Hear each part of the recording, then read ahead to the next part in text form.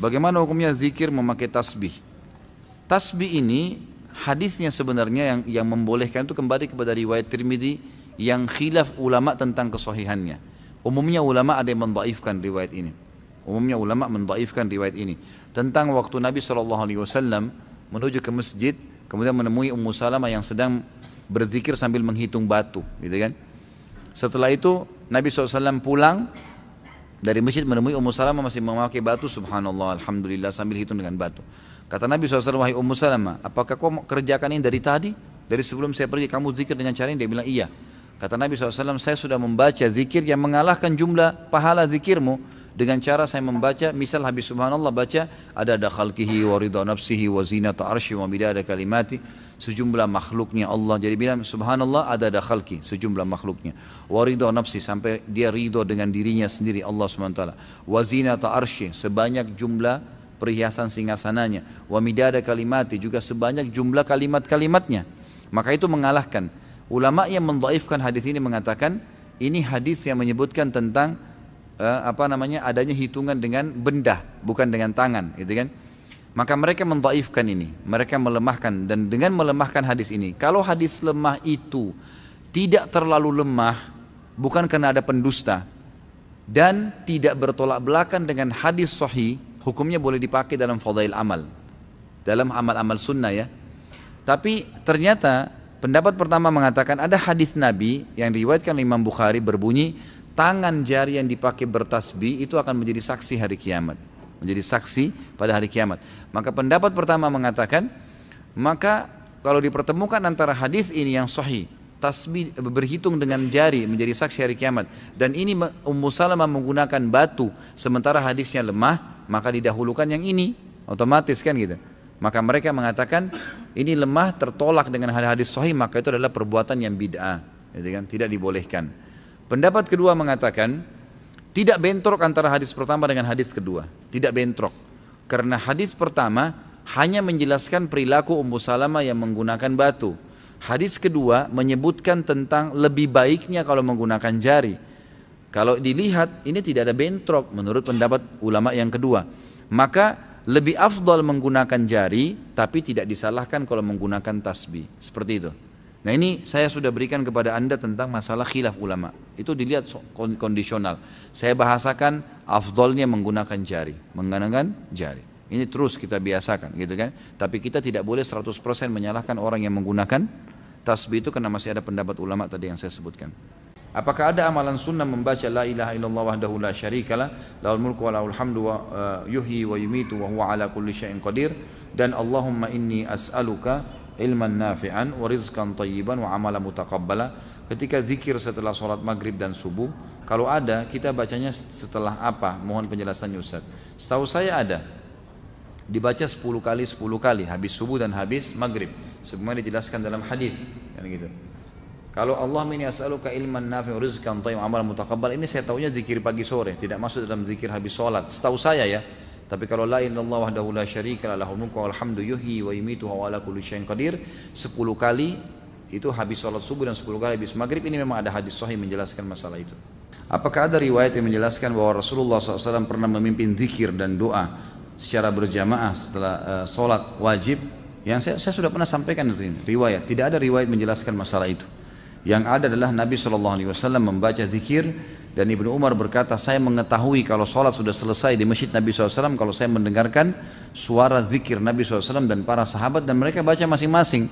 Jadi misal Nabi SAW baca ayat kursi, sahabat sana baca al-ikhlas, yang ini baca subhanallah, jadi dibiarkan oleh Nabi SAW masing-masing. Tapi Nabi SAW tidak pernah memandu baca al-fat al-kursi misalnya lalu semuanya harus ikut. Itu tidak pernah ada riwayat masalah itu. Apabila tidak, bagaimana sikap kita? Apa yang harus kita lakukan ketika di suatu masjid setelah sholat wajib imam memimpin zikir dan doa berjamaah? Jadi kita baca sendiri aja, kita jalankan sendiri. Jadi seperti itu, Allahu a'lam. Apakah ketika membaca doa keluar rumah tidak diganggu syaitan, tapi ketika perjalanan bisa berbuat dosa juga? Bisa, maksudnya tidak diganggu oleh syaitan di sini, tidak dibuat keburukan buat dia. Tapi kalau dia mau berbuat dosa, apakah dia bisa berbuat dosa? Ini butuh rincian. Yang jelas Allah Subhanahu wa taala dengan doa itu akan menahan dia secara fitrahnya sebagai manusia. Seperti misalnya gini, kita coba berdoa kepada Allah, ya Allah bangunkan saya malam hari. Ya itu. Bangun nggak nanti malam? Bangun. Pasti kaget. Tinggal orang itu mau sholat atau tidak. Kalau ada orang tidur lagi, berarti kan dia sendiri yang langgar itu ya. Tadi dia berdoa keluar minta agar dia selamatkan dari syaitan. Allah sudah selamatkan. Setiap dia mau buat dosa Allah tahan. Ada halangan-halangannya. Tapi tetap kalau dia ngotot mau kerjakan, ya dia melanggar sendiri. Karena datang dari Allah SWT dalam bentuk sinyal ngingatin dia. Bolehkah menjamak takhir sholat maghrib dan isya atau duhur dan asar tanpa ada udzur? Setahu saya tidak boleh. Setahu saya pendapat yang paling kuat itu tidak boleh. Gitu kan? Kalau sesekali seseorang menjamak antara duhur sama asar, maghrib sama isya, masuk dalam hadis Nabi SAW pernah menjamak tanpa ada udzur, tanpa ada azan dan tanpa ada banjir, tanpa ada badai, tanpa musafir. Mungkin sekali dia mengerjakannya dalam hidupnya, itu mungkin. Tapi kan mayoritas waktunya Nabi SAW mengerjakannya di waktunya masing-masing, gitu kan. Umumnya yang hadis kita lihat jamak dan qasar ini dilakukan, terutama jamak itu pada saat safar. Pada saat safar, dan kita tahu semua hadis tentang fadilah mengerjakan sholat di awal waktunya, gitu kan. Jadi masing-masing di awal waktu. Di masjid ana yang sudah sunnah, jika ada kajian selepas maghrib, selepas isya, kadang sholat isya ini ditunda sampai kajian selesai dulu. Biasanya sampai 45 menit. Jadi sekitar jam 8 baru sholat. Apakah dibolehkan menunda isya? Ada hadis memang yang membolehkan mentakhirkan isya ya. Tapi saran saya lebih baik sholat dulu seperti kita ini. Jadi tepat awal waktu kemudian baru dilanjutin. Seorang akhwat memakai cadar, apakah sah sholatnya karena hidungnya tidak menyentuh bumi karena terhalang oleh cadarnya? Gak ada masalah. Gak ada masalah insya Allah, karena memang ini pendapat ya, ulama mengatakan hidung yang dilapis dengan kain, kalau orang itu sakit kah atau wanita itu bercadar karena takut fitnah kalau terlihat, maka itu dianggap memang hal yang tidak menghalangi antara hidung dia dengan, dianggap cadarnya itu seperti sejadahnya gitu, seperti sejadahnya, sebenarnya seperti itu ya. Maka itu dianggap tidak ada masalah. Ini pendapat sebagian ulama. Dan lebih baik kalau seorang muslimah sholat cadarnya dibuka, itu lebih baik. Karena memang sunnah Nabi SAW pada saat sholat wanita membuka wajah dan telapak tangannya kan gitu. Itu yang ada dalam hadis. Apakah saya boleh berzikir setiap waktu dan kapanpun tanpa ada batasan jumlah? Tentu saja kalau zikir-zikir itu tidak ditentukan jumlahnya oleh Nabi SAW, boleh saja, nggak ada masalah. Misal kata Nabi SAW, la haula wa la quwata illa billah adalah harta karunnya surga. Gak ada penonton jumlah, gak ada penonton waktu. Bolehkah saya baca sampai 100 kali, 200 kali? Boleh saja, gitu kan. Tapi ada kalau penentuan waktu, tempat. Misal habis sholat baca subhanallah 33, alhamdulillah, Allah akbar 33, semua 33. Maka jangan baca lebih nih habis sholat. Karena penentuan waktu, tempat, jumlah ada, gitu kan. Kalau tidak ada bebas, tidak ada masalah, gitu kan. Itu dibolehkan. Berhubungan dengan masalah istighfar, makna daripada hadis Nabi SAW, saya beristighfar setiap harinya 70 sampai 100 kali. Ini sedikit ada pendapat para ulama yang mengatakan bahwasanya yang dimaksud adalah Nabi SAW setiap kali beristighfar itu tidak berhenti sampai 70 kali atau sampai 100 kali. Berarti dalam sehari bisa beberapa kali Nabi SAW membacanya. Terbukti daripada orang yang telah bertemu dengan Imam Ahmad yang terus beristighfar, dan Imam Ahmad faham hadis. Beliau tidak menegur orang tersebut. Ya, pedagang roti yang terus pada saat mencampur telurnya, tepung terigunya, dan dia mengatakan astagfirullah, astagfirullah, astagfirullah, terus begitu. Tidak pernah berhenti. Dia berhenti kalau Imam Ahmad ajak ngomong atau Imam Ahmad atau dia sedang bertanya gitu. Maka Imam Ahmad tanya, berapa lama kau sudah amalkan? Dia bilang dari dulu nih saya amalin, gitu kan. Sudah lama dan jumlahnya tidak terbatas gitu. Maka ulama mengambil dari statement Imam Ahmad yang tidak menegur orang tersebut, karena beliau adalah ulama hadis, berarti makna daripada Nabi SAW membaca 70 sampai 100 kali adalah setiap kali ada kesempatan beliau tidak berhenti sampai 70 dan 100 kali. Selebihnya setelah itu ada kesempatan lagi baca lagi 70 sampai 100 kali. Maka dari sini istighfar dibolehkan baca berapa kali pun jumlahnya. Mohon dijelaskan bagaimana hukumnya apabila sholat di rumah kemudian di masjid sudah iqamah. Apakah kita masih bisa menjalankan sholat qobliyah? Batalin, nggak boleh. Hadis sahih berbunyi, kata Nabi SAW, tidak ada lagi sholat sunnah dengan iqamah sholat wajib. Hadis sahih, nggak boleh. Jadi biar lagi di masjid kita lagi sholat, baru 1 rakaat sudah iqamah, batal. Tapi kita sudah dapat pahalanya, diberhentiin aja tiba-tiba, memang begitu. Ada seseorang menyarankan baca doa nurun nubuwat agar tersembuh dari penyakit yang saya tanyakan, apakah doa tersebut sesuai dengan tuntunan Rasulullah SAW? Saya tidak pernah tahu nih, nurun nubuwat ini seperti apa. Dan saya selama saya belajar ya, saya tidak tahu, wallahu alam. Sebatas ilmu saya tidak pernah saya temukan ada judul doa seperti ini yang Nabi SAW berikan. Jadi yang saya tahu tidak pernah ada ya, Allahu alam, yang saya tahu begitu. Tapi kalau memang Anda lihat wirid yang ada di dalamnya adalah zikir-zikir ruqyah, yang buku kemarin saya bawain tuh, kalau sama berarti zikir ruqyah berarti bisa saja. Di zikir ruqyah, sebab saya tidak tahu isinya. Kalau isinya selain zikir-zikir ruqyah yang ada sunnah-sunnah Nabi SAW berarti itu nggak benar, itu dibuat-buat. Kapan saat wanita melakukan sholat duhur di hari Jumat?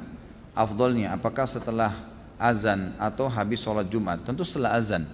Ulama sepakat mengatakan tidak harus menunggu selesai khutbah.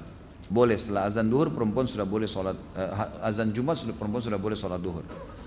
Jika di lingkungan rumah kita ada 3 masjid atau lebih dan ada 1 masjid yang sudah sunnah dengan komunitasnya orang-orang yang sudah mengenal sunnah, maka saya lebih condong berjamaah di masjid tersebut dengan alasan lebih khusyuk, rapi safnya.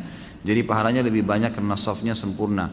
Lalu saya dibilang keluarga ekstrim, seolah-olah saya punya aliran sendiri karena tidak mau berjamaah di masjid lainnya. Apakah saya salah jika memilih masjid yang sunnah itu? Tentu saja tidak. Enggak usah peduli dengan perkataan orang. Kita kalau peduli perkataan orang nanti jadi kacau semua. Selama itu benar jalanin, enggak usah ragu. Dan enggak usah peduli dengan orang, karena kalau kita peduli dengan orang sementara kita dahulukan perkataan orang dari kebenaran, kita akan kacau semuanya. Berapa banyak rumah tangga kacau gara-gara perkataan orang ketiga, gitu kan? Harus punya prinsip. Saya pernah ajarkan, kalau kita diajak sama teman-teman makan di satu restoran, ada makan nasi goreng, kemudian kita begitu buka menu ada mie goreng dan hati kita pengen mie goreng, makan mie goreng. Walaupun teman-teman suruh nasi goreng, enggak, saya mau mie goreng aja. Nanti saya incipin punya kamu, enggak apa-apa, gitu kan? Mesti punya prinsip. Nanti supaya kita ikut. Kalau enggak, suami kamu tuh begitu ya, langsung ribut sama suaminya. Istri kamu tuh begitu ya, kamu tuh tetangga bilangin begini, tadi si fulan bilang begini, terpengaruh. Untuk apa? Saya bilang sama istri saya, ingat, rumah tangga ini saya, kamu dan anak-anak. Saya pemimpinnya, kamu wakil saya. Instruksi dari saya. Orang lain manapun mau masuk sini menyampaikan sesuatu harus saya yang ambil keputusan. Jadi nggak boleh sembarangan. Jadi rumah tangga kita punya benteng-benteng. Kalau enggak jadi kacau semua nih. Apakah sah sholatnya jika sesudah mandi tidak berwudu? Karena ada yang bilang mandi itu dihitung bersuci, dan apakah ada hadisnya tentang hal tersebut? Ini ada ijtihad ya, upaya sebagian ulama dalam fikih mengatakan kalau seseorang itu mandi dan pada saat mandi dia memang menjama seluruh anggota wudunya dan dia niatkan sekalian wudu, maka sudah tidak perlu berwudu lagi. Ini pendapat. Tapi sebagian lagi, dan Allahu alam, saya pribadi, saya bicara selalu pribadi di majelis saya pribadi lebih cenderung dengan wudu lagi. Saya pribadi, karena memang ini ijtihad, tidak mengikuti dalil, tidak ada dalil khusus masalah itu. Justru yang kita tidak pernah temukan dalil bahwasanya Nabi SAW menggabungkan antara mandi sama wudu. Artinya setelah mandi nggak wudu lagi. Seperti contoh misalnya kasus mandi junub. Mandi junub itu kan mandi ya, tapi ada wudunya tuh. Ada wudu dalam mandi itu, gitu kan? Dan ulama hadis sepakat mengatakan lebih afdal seseorang, walaupun tadi kan mandi junub cuci telapak tangan 3 kali, cuci wajah 3 kali, mencuci kemaluan 3 sampai bersih, wudu seperti wudu sholat, lalu kemudian mengambil air dengan jari-jari lalu menjama bagian sisi kanan kepala sampai terasa di kulit kepala, lalu menyiram sisi kanan tubuh, lalu kemudian menyiram seluruh tubuh, gitu kan? Sudah ada wudunya nih. Kata sebagian besar ulama hadis, setelah dia mandi junub pun tetap lebih afdal dia wudu lagi untuk sholat, karena itu tadi wudunya wudu mandi. Jadi yang kita temukan malah dalilnya ada wudu pada saat mandi itu. Maka pendapat yang mengatakan dianggap sudah tidak ada masalah, dia sudah wudu, ya itu pendapat. Tapi dalil khusus yang menyebutkan kalau sudah mandi tidak perlu wudu lagi ini tidak pernah ada gitu. Allahu a'lam, ini yang saya ketahui. Kalau kita musafir, apa boleh membasuh sepatunya saja ketika berwudu untuk melakukan sholat? Soalnya saya pernah baca hadisnya Ustaz. Memang benar boleh, namanya masul khuf. Asal syaratnya sebelum pakai kaos kaki sudah wudu dulu, gitu kan? Dalam keadaan suci. Kalau mukim boleh sehari semalam. Mukim kayak kita nih orang tidak musafir. Orang musafir boleh 3 hari 3 malam. Asal syaratnya waktu pakai kaos kaki, misalnya mau ke kantor nih sudah wudu dulu, pakai kaos kaki. Kemudian kita ke kantor ternyata maaf buang angin, buang air besar, buang air kecil, batal wudunya. Lalu kemudian keluar dari WC, ya semoga Allah muliakan Anda. Keluar dari WC kemudian kita mau wudhu lagi. Wudhu lagi, kaos kakinya bisa diusap saja, tidak usah dibuka. Ya, penting tadi pada saat dimasukkan dalam keadaan suci. Mukim sehari semalam, musafir 3 hari 3 malam. Di mana batasan seorang muslim dikatakan kafir apabila dilihat dari hadis riwayat Tirmidzi, An-Nasai dan Ibnu Majah menyebutkan sabda Nabi SAW, perjanjian antara kami dan mereka orang kafir adalah solat. Karena barang siapa yang meninggalkannya maka sungguh dia telah kafir. Yang dimaksud di sini adalah perilakunya perilaku kafir, meninggalkan solat. Makanya ulama masih rincikan, meninggalkan solat secara jahdan tadi membangkang baru kufur, gitu kan? Harus syahadat. Tapi kalau dia cuma malas-malas tidak masuk. Ibnu Umar menjelaskan makna daripada hadis ini adalah kalau dia cuma malas-malasan, dia mendapatkan dosa kufur tapi tidak sampai pada kufur. Kufrun duna kufrin istilahnya, gitu kan? Apakah orang yang menggunakan buhul yang ditaruh di dompet, sholatnya tetap diterima? Sholatnya sah, tapi dia berdosa dengan buhulnya. Pertanyaannya, untuk apa taruh buhul di dompet? Kita dari kemarin 2 pertemuan bahas masalah ini, jangan lagi ditaruh buhul, keluarin semua, bakar. Nggak boleh lagi percaya yang begitu, tawakal kepada Allah SWT. Saya mau tanya, apabila kita tidak sempat sholat sunnah qobliyah di masjid, lalu saya kerjakan setelah sholat wajib di rumah, hukumnya gimana Ustaz? Boleh saja, asal bukan setelah, sebenarnya boleh ya, hukumnya secara global boleh. Kalau anda sudah sering melakukan amal-amal sunnah ini, misalnya sholat qobliyah rutin dikerjakan, qobliyah duhur, ya, qobliyah asar, kemudian apalah ya, qobliyah subuh yang dikenal dengan sunnatul fajr, itu kalau sudah rutin dikerjakan, kemudian satu waktu kita masuk masjid sudah iqamah, maka di sini ulama sepakat mengatakan bolehnya dia kerjakan setelah sholat wajib tersebut, walaupun itu waktu dilarang. Karena ada riwayat Bukhari menjelaskan bahwa Nabi SAW setelah sholat asar beliau sempat berdiri kemudian sholat sunnah, lalu sahabat semua duduk, gak ada yang ikut.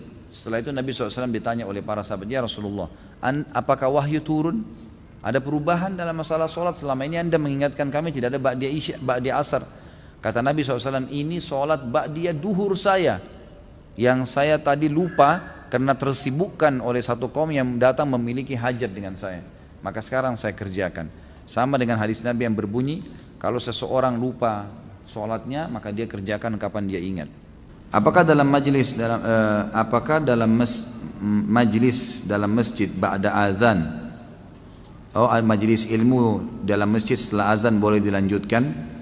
Majlis itu majlis bid'ah. Apakah kita harus menunggu majlis selesai ataukah membuat jamaah terlebih dahulu?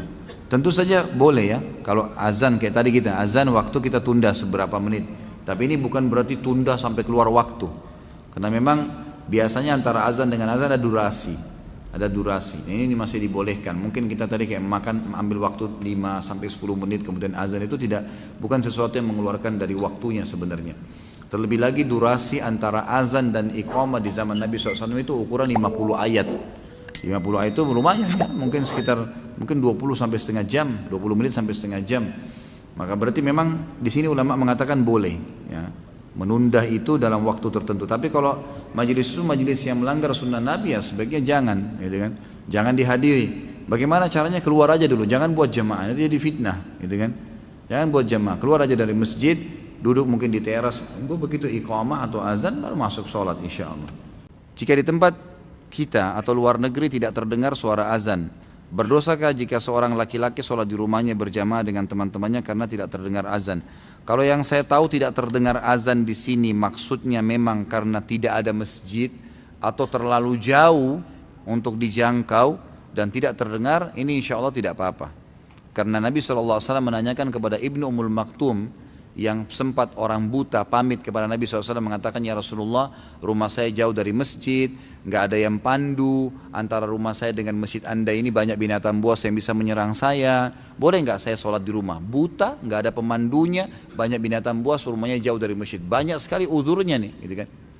Maka kata Nabi SAW awalnya, silahkan sholat di rumahmu.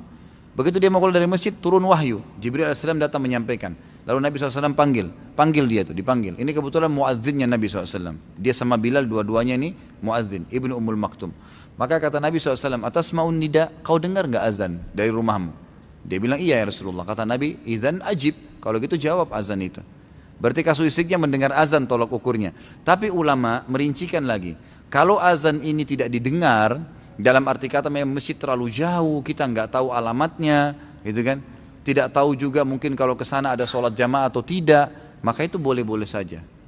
Tapi kalau tidak didengar seperti kasus di Australia karena memang tidak boleh mic keluar, maka ini bukan udzur, gitu kan? Karena memang tidak mungkin kita bisa dengar azan di jalanan kalau di Australia. Karena memang tidak boleh, dilarang di dalam ya, suaranya. Maka ini bukan udzur.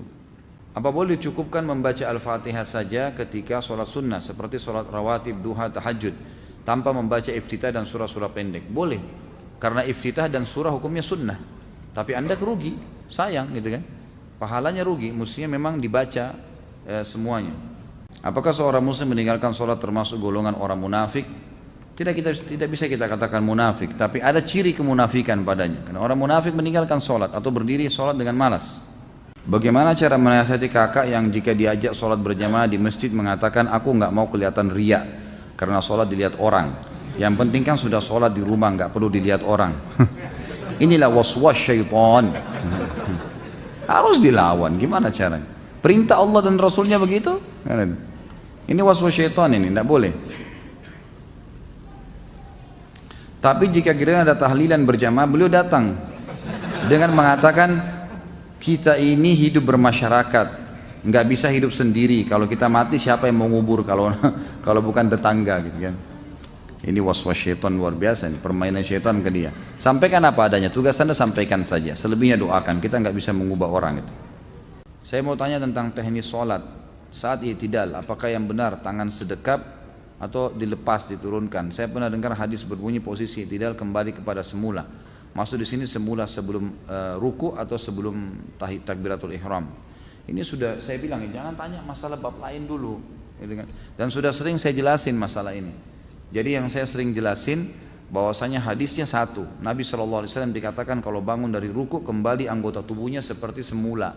Nah di sini ulama jadi dua pendapat. Yang mengatakan seperti semula ini sebelum salam, maka sami Allahu liman hamidah, tangannya turun ke sebelah kiri kanan tubuhnya.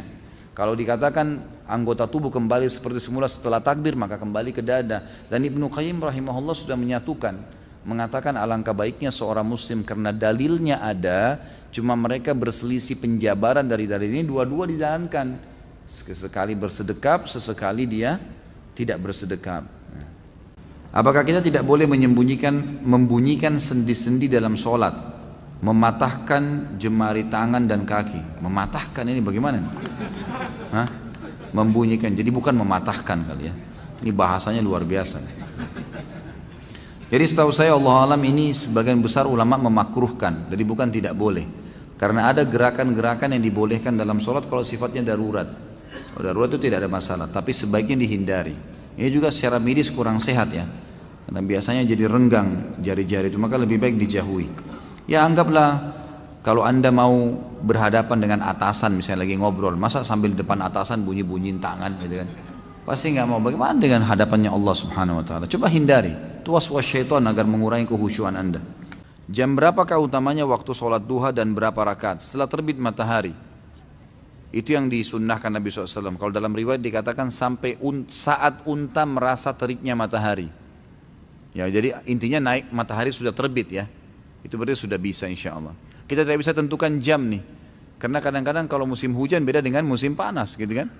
Kadang-kadang mungkin kalau musim-musim tertentu tuh setengah 7, jam 7 sudah panas tuh, sudah terik, sudah bisa duha. Antum kerja jam 8, boleh duha sebelumnya. Kadang-kadang ada waktu, itu mungkin masih mendung, gelap. Mungkin jam setengah 7 masih gelap gitu kan. Ada kadang-kadang keadaan seperti itu. Jadi yang dijadikan patokan adalah terbitnya matahari atau terangnya langit. Sampai beberapa saat sebelum menjelang duhur. Apakah boleh melakukan sholat tahajud ketika kita sudah melakukan sholat witir setelah isya? Saya pernah dengar sholat witir sebagai sholat penutup, tidak ada lagi sholat setelah sholat witir. Boleh saja, yang dimaksud tidak ada lagi. Jadi jangan witir dulu sekarang, setelah witir langsung kerjakan sholat lagi. Tapi kalau ada jaraknya itu berbeda, kan gitu. Makanya para sahabat seperti Abu Hurairah anhu berkata, aku diwasiatkan oleh Rasulullah, kekasihku Rasulullah SAW, 3 hal tidak pernah aku tinggalkan selama aku hidup. Sementara Abu Hurairah ini tidak pernah tinggalkan tahajud. Beliau mengatakan di malam hari ya, beliau mengatakan saya diwasiatkan kasihku 3 hal tidak pernah saya tinggalkan selama saya hidup. 2 rakaat sholat duha, dan saya berpuasa 3 hari setiap bulan ayyamul bid, dan saya tidak pernah tidur kecuali saya sudah witir. Jadi beliau witir sebelum tidur, tapi beliau tetap kerjakan tahajud. Pernah juga Nabi SAW dalam hadis Bukhari bertanya kepada Abu Bakar dan Umar, wahai Abu Bakar, kapan kamu witir? Sementara Abu Bakar ini tiap malam sholat tahajud. Kata Abu Bakar, selepas Isya ya Rasulullah, sebelum tidur. Ditanya Umar, wahai Umar, kapan kau witir? Kata Umar, di akhir malam ya Rasulullah. Kata Nabi SAW ditunjuk Abu Bakar, orang ini mengambil agamanya dengan hati-hati. Orang ini ditunjuk Umar mengambil agamanya dengan ketegasan. Artinya dua-duanya boleh, nggak ada masalah, gitu kan? Jadi setelah witir pun habis Isya boleh tahajud. Setelah sholat hajat, petunjuk dari Allah itu berupa apa? Nggak ada sholat hajat ini. Yang ada sholat istikharah. Sholat hajat setahu saya tidak ada, hadisnya lemah sekali, bahkan ada hadis yang palsu, gitu kan? Jadi yang ada adalah sholat istikharah. Istikharah sama sebenarnya ya. Karena kita meminta petunjuk dari Allah SWT, itu ada hadis sahihnya. Saya orang yang terkena penyakit was-was, sekarang 3 kali takbir saya ulang. Jika sudah lebih dari 3 kali, apakah saya sudah batal dan harus wudu lagi? Tidak batal tentunya ya, dan tidak usah diulang. Dan saya sarankan jangan was-was. Allahu Akbar, selesai. Was-was syaitan datang, kamu kurang, tidak usah tepis aja ya, tadi sudah diajarin, a'udzubillahi minasyaitonirrajim, meniup 3 kali ke sebelah kiri. Mana yang saf lebih utama jika ada 2 lantai masjid, saf terakhir di lantai bawah atau saf pertama di lantai atas? Saf pertama, walaupun di lantai atas, jadi tetap saja asal dia bersambung, tinggal di bawah atau di atas itu sama aja. Pak Ustaz, sholat berjamaah kan lebih baik daripada sholat sendiri, tapi musola tempat saya sering berzikir dan doa bersama sambil mengeraskan suara, padahal itu tidak ada dalam ajaran Nabi dan Rasul. Apabila setelah saya sholat berjamaah di musola tersebut, saya langsung meninggalkan musola, apakah boleh? Bukankah kita tidak boleh meninggalkan musola sebelum imam yang meninggalkan? Bagaimana cara menyikapinya? Boleh kita tinggalin musola tanpa imam meninggalkannya, boleh saja. Kalau kita punya hajat, boleh kita keluar. Tetapi yang perlu diperhatikan adalah kalau zikir habis sholat dengan suara itu tidak melanggar ya. Zikir habis sholat dengan ada suara keluar itu tidak melanggar. Yang ditegur kalau rame-rame, gitu kan, secara bersamaan. Karena Nabi SAW dalam hadis Ibnu Abbas disebutkan, Ibnu Abbas berkata, saya tahu sholat selesai di masjid Nabi kalau ada suara, gitu kan. Saya mendengar suara mereka sahabat lagi berzikir. Cuma tradisi Nabi SAW kalau beliau lagi zikir baca ayat kursi misalnya, di sana sahabat baca Al-Ikhlas, di sana baca Subhanallah. Jadi tidak dipaksa dengan satu irama. Nah ini yang susah dengan sunnah Nabi SAW. Jadi kalau orang berzikir dengan angkat suara, antum untuk apa tinggalin? Biarin orang berzikir, antum juga berzikir, gitu kan? Selesaikan zikir. Ini hukum. Tapi kalau yang tadi dibahas tidak boleh keluar sebelum imam keluar itu tidak benar. Boleh saja tinggalin tempat sebelum imam. Ini tidak ada masalah. Apa dalilnya keutamaan saf pertama sebelah kanan, dan jika cuma satu saf, apakah yang harus diisi sebelah kanan dulu, dan kalau sebelah kanan sudah penuh baru diisi sebelah kiri? Hadis sahih riwayat Imam Tirmidzi, riwayat Imam Abu Dawud, riwayat Imam Ahmad, ya, Nabi SAW menyebutkan, bahkan ada dalam hadis Bukhari Muslim masalah fadilah saf awal, gitu kan. Kalau masalah saf kanan ini memang hadis yang tadi saya sebutkan, Tirmidzi, Abu Dawud dan Imam Ahmad menyebutkan kalau Allah Subhanahu wa taala akan terus memberikan salam kepada orang yang berada di saf kanan. Dalam riwayat Bukhari disebutkan, beberapa sahabat berkata, kami sangat senang berada di sebelah kanan Nabi SAW, sebelah kanan saf, karena sering kali beliau kalau mengatakan istawu, menghadap ke sebelah kanan saf, gitu kan. Jadi memang begitu penyebutannya. Dan Nabi SAW pada saat menyusun saf, menyuruh berdiri di belakangnya, kemudian mengatur ke sebelah kanan. Itu perintah Nabi SAW memang.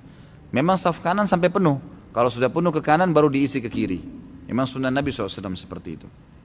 Mulai dari mana terhitung satu rakaat untuk yang masbuk? Apakah ketika sebelum ruku atau sebelum sujud? Tentu ruku. Patokannya ruku. Nabi SAW bersabda, siapa yang mendapatkan imamnya ruku, maka dia telah mendapatkan satu rakaat. Jadi ruku bukan sujud. Apakah boleh sholat Jumat di dalam kereta api? Soalnya saya pernah melihatnya ketika saya dalam perjalanan menuju kampung halaman. Musafir nggak ada Jumat baginya, nggak usah sholat Jumat, gitu kan? Kalau musafir nggak usah sholat duhur asar, di jamak saja. Jika kita terlambat sholat subuh karena ketiduran, misal bangun jam 5:30 pagi, apakah kita langsung ambil air wudhu dan sholat saat itu juga, atau kita tunda menunggu sampai matahari terbit pas duha? Tentu sholat pada saat itu. Pada saat itu juga sholat, jangan ditunda. Bahkan kalau anda sholat sebelum terbit matahari, maka masih masuk dalam waktu subuh, gitu kan? Maka sebaiknya jangan ditunda. Kalau anda tunda berarti mengeluarkan sholat dari waktunya, dan itu berbahaya, masuk dalam dosa nanti. Ustadz, pertanyaan 3 in 1, singkat padat tapi banyak. Jika makmum terlambat masbuk di masjid tapi sholat berjamaah sudah selesai namun ingin mendapatkan fadilah berjamaah, jika ada satu orang yang sedang sholat sunnah ba'diyah, bolehkah kita menjadi dia? Bolehkah jadikan dia imam? Haruskah kita tepuk bahu dia atau merapat saja di sisi kanannya? Bagaimana jika kita jumpai sudah di posisi tahiyat akhir? Apakah kita langsung ikutan saja tahiyat akhir dengan niat di hati sholat wajib? Saya ingatkan kembali ya, pertanyaan kita, bahasan kita masalah membunuh, bukan sholat ya. So, nanti ada bahasanya sendiri sholat, jangan ditanya tumpah tindih nih. Jadi di sini tentu saja tepuk dia untuk memberikan isyarat. Dia berdiri atau dia duduk, supaya dia tahu. Jangan tiba-tiba dia kaget ada orang di sebelahnya gitu kan. Jadi ditepuk saja, memberikan isyarat. Masalah dia terima nggak terima jadi imam mungkin karena tidak paham, itu nggak apa-apa. Yang penting antum sudah kasih isyarat. Termasuk kalau dia tahiyat terakhir, tepuk pundaknya langsung takbir, duduk tahiyat sama dia. Karena memang dibolehkan mengikut orang yang sholat wajib, boleh ikut. Antum masuk di masjid, imam lagi sholat tarawih, kita belum sholat isya, jangan sholat sendiri, ikut sama imam. Karena boleh orang yang sedang sholat sunnah di belakangnya orang sholat wajib niatnya. Karena pernah terjadi zaman Nabi SAW dalam hadis Bukhari, Abu Bakar pernah sholat menjadi imam dari sahabat yang belum sholat berjamaah karena dia datang telat dan dia sendirian. Waktu Nabi SAW bilang siapa yang mau bersedekah buat dia, saudaranya ini, maka Abu Bakar berdiri. Abu Bakar menjadi imam, padahal Abu Bakar sudah sholat tadi. Berarti hukumnya sudah sunnah bagi Abu Bakar tuh. Tapi karena dia lebih afdal, maka dia pun akhirnya menjadi imam. Apabila seseorang beribadah lalu dia terbersit riya, namun dia sadar bahwa dia riya dan istighfar mohon ampun, apakah ibadah yang dijalaninya hancur atau diterima? Ada hadis yang berbunyi al-yasiru minar riya syirkun. Sedikit saja riya sudah syirik, gitu kan? Sudah batal. Tapi perlu diketahui, misal kalau cuma terlintas, karena semua ibadah itu umumnya kata ulama ada riyanya. Pasti syaitan tawarin pertama opsi riya dulu, gitu kan? Begitu kita sholat, riya dulu ini tawarin. Kalau selama kita tidak mengiyakannya, berarti nggak masalah. Jadi itu orang di sebelahmu, itu orang begini, itu orang anggap kau doamu panjang dan kita nggak iyakan, kita terus baca, kita nggak pedulikan. Seperti orang lagi nawarin marketing, nawarin produk, kita jalan saja dia ngomong terus kita nggak pedulikan, nggak ada masalah, gitu kan? Nggak mengganggu ibadahnya dia. Tapi kalau kita mampir, dengarin keterangannya, ambil informasi, nah ini jadi masalah, gitu kan? Jadi kalau kita sempat mengiyakan itu berarti sudah syirik, nggak boleh. Bahkan sebagian ulama mengatakan kalau sudah terlintas begitu dia batalin sholatnya. Lebih aman dia batalin, dia ulangin. Karena sudah berbahaya buat dia, sudah nggak diterima kalau dia lanjutin. Ustadz, apa hadis raihlah saf pertama walaupun dengan undian? Jadi hadisnya riwayat Bukhari Muslim. Jadi, kalau seandainya, kata Nabi SAW, terjemahannya langsung ya, orang-orang mengetahui yang terdapat di saf pertama dan azan, kemudian mereka tidak bisa mendapatkannya kecuali mereka saling bertanding, berundi, bersaing, maka mereka niscaya akan melakukannya. Itu lafaz hadisnya. Hadis riwayat Bukhari Muslim.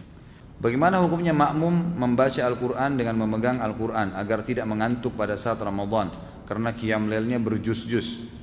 Dan apakah boleh juga sholat sunnah berdiri sendiri dengan membaca dan memegang Al-Quran karena tidak menghafal Al-Quran biar panjang atau banyak bacaannya? Setahu saya fatwa ulama dibolehkan, beranjak daripada hadis Nabi SAW, al-mar'u maliku li nafilatihi, seseorang pemilik sholat sunnahnya. Jadi dia boleh duduk, dia boleh berdiri. Orang kalau sholat sunnah bebas walaupun tidak sakit ya, tapi pahala duduk setengah pahala orang berdiri. Masuk dalam masalah makna ini kata ulama adalah Allah Subhanahu wa taala memerintahkan untuk membaca Al-Fatihah, membaca surah Al-Quran, gitu kan? Kata Nabi SAW, setelah baca Al-Fatihah, bacalah apa yang dimudahkan dari Al-Quran. Makna daripada hadis Nabi, bacalah yang termudahkan dari Al-Quran, kata ulama boleh memegang Al-Quran, tapi dianjurkan di sholat sunnah. Karena sholat sunnah memang pemiliknya dia. Jadi dia boleh batalin, orang lagi sholat sunnah, antum lagi sholat ba'diyah isya, terus tiba-tiba batalin tanpa udzur, udah deh nanti di rumah aja saya sholat, dia berhentiin, nggak dosa tuh. Tapi kalau wajib nggak boleh, harus diselesaikan sama dia, kecuali ada udzur syar'inya.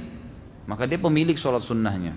Bila imam salah dalam baca Al-Fatihah karena kan sholat tidak sah, apakah kita harus ulang di rumah atau bagaimana? Tentu saja tidak ya. Salahnya tergantung salahnya kenapa. Kalau emang salahnya fatal dan sudah diingatkan tidak mau, maka batal sholatnya. Bukan di rumah, diulangin di situ, gitu kan. Tapi kalau emang dia lupa, kemudian diingatkan, atau mungkin ada kesalahan tajwid yang diingatkan lalu dia tidak lakukan, maka tetap sah saja. Beranjak daripada hadis Nabi SAW yang sahih yang berbunyi, kalau kalian sholat dengan imam, kalau imam benar dia akan panen pahala kalian, dan kalian akan dapat pahala kalian masing-masing. Dan kalau dia salah, dia akan berdosa dihukum sama Allah dan sholat kalian benar. Sholat kalian benar. Bila kita memulai usaha warung makan malam hari dan bertepatan dengan sholat maghrib dan isya, apakah kita boleh menjamak sholat tersebut? La ilaha illallah. Menjamak sholat gara-gara dagang tidak boleh. Nah, apakah ketika kita sholat kemudian terlintas di memori pikiran kita, misal kita habis nonton film Mahabharata dan film yang ada dewa-dewa, Athena dan lain-lain, kemudian pas sholat terlintas dewa-dewa dan gambaran di film, apakah itu termasuk syirik? Pertama, jangan nonton. Tadi saya bicara tuh jangan, saya bilang anak kecil aja tidak boleh nonton, apalagi orang sudah besar. Ngapain mau ditipu dengan cerita kosong? Itu bohong, dusta. Dusta semua itu, jangan dinonton. Akhirnya kan lihat efeknya apa yang syaitan lakukan, dimunculkan dewa-dewa itu. Jadi nggak ingat Allah SWT. Itu bukan syirik tapi dosa. Tak, kalau syirik, kalau anda bilang oh ini Tuhan saya, pas muncul gambarnya dia, anda bilang ini Tuhan saya, nah itu baru syirik, itu nggak boleh, gitu kan? Apakah sholatnya harus diulang? Padahal kita nggak ada niat untuk berpikir ke sana, namun pikiran akal kita menyimpan memori tersebut. Ya tentu saja tidak diulang, nah, kecuali kalau memang kita sudah sampai hal-hal yang membatalkan sholat, seperti misal syirik gitu ya, menganggapnya oh ini berarti ini Tuhan saya nih, kita iakan terbawa dalam pikiran, itu baru. Karena tidak boleh mengulangi sholat tanpa ada udzur syar'i. Udzur syar'i itu batal wudunya, belum masuk waktu baru ketahuan, salah menghadap kiblat, nah itu mungkin. Bacaan dalam sholat Quran dan doa dalam kurungnya, apakah dibaca dalam hati sudah cukup pada saat sholat sendiri atau harus terdengar walaupun pelan? Saya sudah pernah jelaskan ini. Jadi hindari bacaan dalam hati, keluarkan dengan lisan kita walaupun cuma kita yang dengar. Karena sholat cuma dibagi dua, jahar atau sir. Jahar itu ngerasin suara terdengar oleh orang-orang lain, dan sir itu mengecilin suara sebatas dia dengar sendiri. Jadi bukan menghilangkan suara. Antum kalau hilangkan suara itu sudah hilang, itu mengkhayal nanti, nggak ada suara sama sekali, itu akan mengkhayal. Tambah lagi tutup mata tidur, gitu kan. Jadi jangan antum bilang oh kalau tutup mata lebih khusyuk, ini nggak benar. Karena Nabi SAW mengatakan Allah dan malaikatnya terus memberikan salam kepada orang yang berada di saf awal, riwayatnya mengatakan yang matanya tetap tertuju ke tempat sujudnya, gitu kan. Jadi kita disuruh buka mata, disuruh kerasin suara sebatas kita yang dengar saja. Alhamdulillahirrabbilalamin arrahmanirrahim. Karena ucapan mulut yang bersuara ini memperdengarkan kuping, membuat dua anggota tubuh ini connect ya, sehingga lebih konsen, ya, lebih konsen. Ditambah mata yang terbuka melihat tempat sujud, itu akan membuat orang lebih khusyuk. Ini pendapat ulama. Pada saat makmum masbuk, makmum belum selesai membaca Al-Fatihah lalu imam ruku'. Apakah sah sholat makmum karena Al-Fatihah dibaca tidak selesai? Kalau dia sholatnya jahar, ngerasin suara, kan gitu. Seperti misalnya maghrib 2 rakaat pertama, isya 2 rakaat pertama, subuh kedua rakaatnya, maka tidak masalah dengan tidak baca Al-Fatihah. Itu pendapat jumhur ulama. Tapi kalau sholat sir harus dia baca Al-Fatihah, usahakan. Masalah dia tidak sempat baca sampai habis, maka ini ulama rincikan lagi. Kalau dia datang telat memang, dia Allahu Akbar, imamnya langsung ruku, ya sudah. Ya, dalam pendapat Imam Ahmad boleh, dia langsung ruku juga. Imam Syafi'i mengatakan tidak, tetap dia harus baca Al-Fatihah, walaupun dia ketinggalan tapi maksimal 3 gerakan imam. Misal ruku, itu 1, i'tidal 2, sujud pertama 3. Usahakan selesai Al-Fatihah sebelum imam duduk di antara 2 sujud. Itu pendapat Imam Syafi'i rahimahullah. Langsung dia ikut ruku, dia sami Allah dan dikejar imamnya. Nah, itu pendapat Allahu a'lam ya. Bolehkah berimam pada orang yang masbuk? Boleh, asal anda beda imam ya. Jadi misal gini, ada dua orang masuk masbuk nih, orang lagi berjamaah, sama-sama masbuk 1 rakaat. Kita satu imam nih. Begitu salam imam kan masing-masing nambah rakaat yang masbuk ya, yang kehilangan 1 rakaat. Ini nggak boleh lagi jadi makmum satu sama yang lain. Karena ada orang begitu tuh, karena sudah satu imam. Yang boleh kalau beda imam. Misal kita berdiri, kita masuk 1 rakaat, ada orang yang telat masuk, maka dia tepuk pundak kita, itu boleh, nggak ada masalah. Tapi tidak boleh menjadi memiliki dua imam dalam satu sholat. Apabila kita mempunyai warung makan di sekitar komplek perumahan, di dalamnya banyak perusahaan, mayoritas orang yang makan bertepatan waktu istirahat, waktu sholat duhur, apa yang harus kita lakukan kepada para pekerja dan konsumen yang makan? Apakah kita menunda terlebih dahulu waktu sholat sampai waktu istirahat selesai? Tentu tidak lah, gitu kan. Sholat aja, gitu kan, sholat. Kalau Anda suami istri, Anda boleh suruh istri Anda, istri nggak ada masalah, mereka boleh sholat di situ kan. Tapi kalau Anda sendiri jangan tinggalkan masjid, jangan tinggalkan sholat. Atau kalau perlu bagaimana caranya supaya bisa dihidangkan, atau ada pegawai yang memang pegawai itu mungkin ya, kalau memang banyak pegawai yang makan juga yang mampir itu adalah orang-orang perempuan misalnya, wanita, maka bisa pakai wanita. Kalau tidak, maka bertawakal kepada Allah SWT, sholat dulu, habis itu layani mereka. Gak usah khawatir dengan rezeki, itu saran saya ya. Kalau Anda bisa bertanya pada ustadz lain, bisa disarankan misalnya nggak apa-apa tunda sholatnya, ya silakan saja. Kalau saya tidak sarankan itu. Apakah meminta doa atau didoakan ke ustadz atau kiai, kemudian kita diberi air putih atau serbuk kopi, kemudian disuruh untuk meminumnya, termasuk syirik? Sebenarnya tergantung ya, karena meniup sesuatu ke air untuk diminum itu, kalau fungsinya untuk ruqyah itu boleh. Tapi kalau umumnya doa, itu tidak pernah ada anjuran. Jadi doain apa saja terus ditiup air itu nggak pernah ada anjuran. Tapi kalau untuk meruqyah, memang untuk mengobati, ini memang pernah, gitu kan?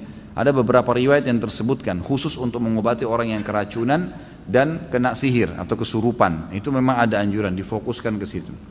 Bagaimana cara membedakan bisikan yang datang dari syaitan atau kata hati kita sendiri? Kadang-kadang ketika sholat di dalam hati suka bicara sendiri.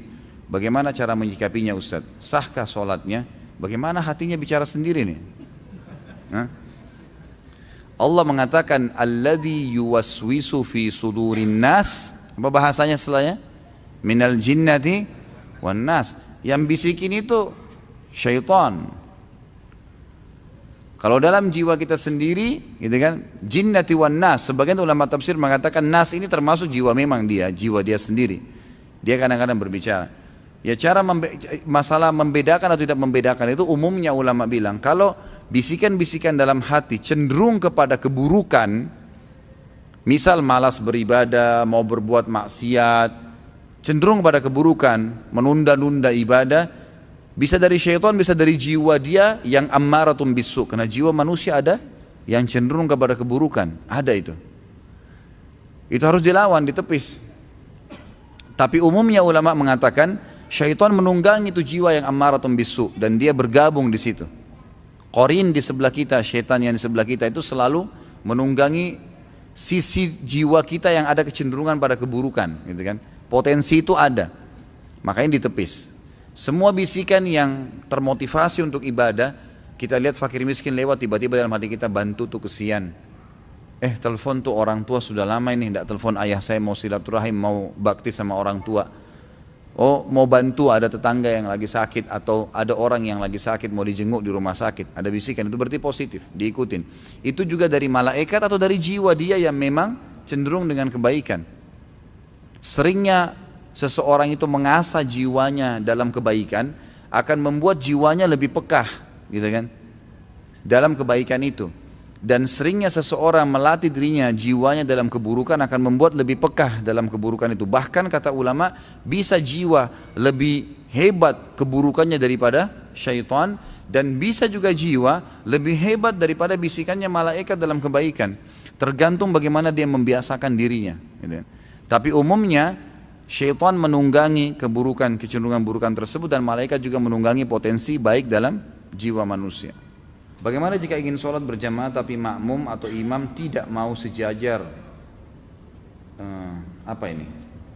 Bagi jemaah perempuan, bagaimana seharusnya sholat sendiri-sendiri karena imam tidak mau sejajar? Ataukah jemaah meskipun jika imam atau makmum maunya imam lebih ke depan dibanding makmumnya, tetap sholat berjamaah, tidak ada masalah itu. Ya, tidak ada masalah. Apakah bergerak 3 kali dalam keadaan sholatnya batal, seperti garuk-garuk misalnya? Kalau Imam Syafi'i mengatakan batal kalau lebih dari 3 kali. Jadi tidak dibolehkan lebih dari 3 kali. Tapi jumhur ulama mengatakan tetap tidak batal kalau memang orang itu punya udzur, memang harus dia lakukan. Tapi kalau gerakan sia-sia membatalkan sholat nih. Ada orang sia-sia, memperbaiki kopiah atau apalah gitu kan. Ya, ini keseringan dilakukan, makanya tidak boleh. Tapi kalau darurat memang harus menggaruk, memang gatal sekali, itu tidak ada masalah insya Allah. Ada seseorang yang mengatakan zikir kalau hanya di mulut tidak ada gunanya, termasuk bacaan Quran. Tapi yang afdal tengah malam. Saya nggak tahu apa maksudnya ini. Tentu kalau baca Al-Quran, zikir, berdoa adalah ibadah badan. Ibadah badan ya, mesti memang diucapkan dengan lisan. Itu yang kita tahu. Nabi SAW diketahui oleh para sahabat kalau lagi berzikir dengan suara yang didengarkan oleh mereka, dengan komat kamitnya mulut Nabi SAW. Jadi memang seperti itu. Kalau ada orang yang mengatakan ini percuma, ini butuh dalil. Dari mana percuma? Memang begitu panduannya. Cuma memang ibadah badan harus diikuti dengan ibadah hati ya. Ibadah hati itu ikhlas, tawakal, roja, berharap, khauf, takut. Itu semua harus ada, gitu kan? Perasaan itu ibadah hati menguatkan ibadah badan, ya, gitu. Jadi ikhlas, doa, zikir yang dibaca dengan mulut diikuti dengan keikhlasan dalam hati, baru diterima. Apa yang harus kita lakukan apabila lupa Jumat, jumlah rakaat ketika sholat, dan bagaimana tata cara sujud sahwi? Tentu saja diambil yang lebih sedikit ya. Kalau misalnya sholat 4 rakaat lupa 4 atau 3 ya, diambil 3. Ini kemarin kalau ikut tablik akbar terjawab nih. Riwayat Abdurrahman bin Auf itu kan. Bagaimana beliau waktu Umar bin Khattab dulu dengan Ibnu Abbas radhiyallahu anhu ajma'in bingung. Kata Umar kepada Ibnu Abbas, apakah kau tahu hadis Nabi SAW tentang orang kalau lupa rakaat salatnya? Kata Ibnu Abbas, tidak ya Amir Mukminin. Di zaman khilafahnya Umar.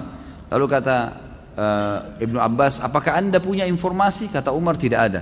Lalu kata Ibnu Abbas, tiba-tiba Abdurrahman masuk kepada kami dan berkata, waktu kami tanya, beliau mengatakan, saya punya kabarnya. Kata Nabi SAW, kalau seseorang kalian sedang sholat, kemudian dia lupa 2 atau 1 kah dia sholat, dia pilih 1. Kalau dia ragu 3 kah atau 2, dia pilih 2. Kalau dia ragu 4 atau 3, dia pilih 3, gitu kan?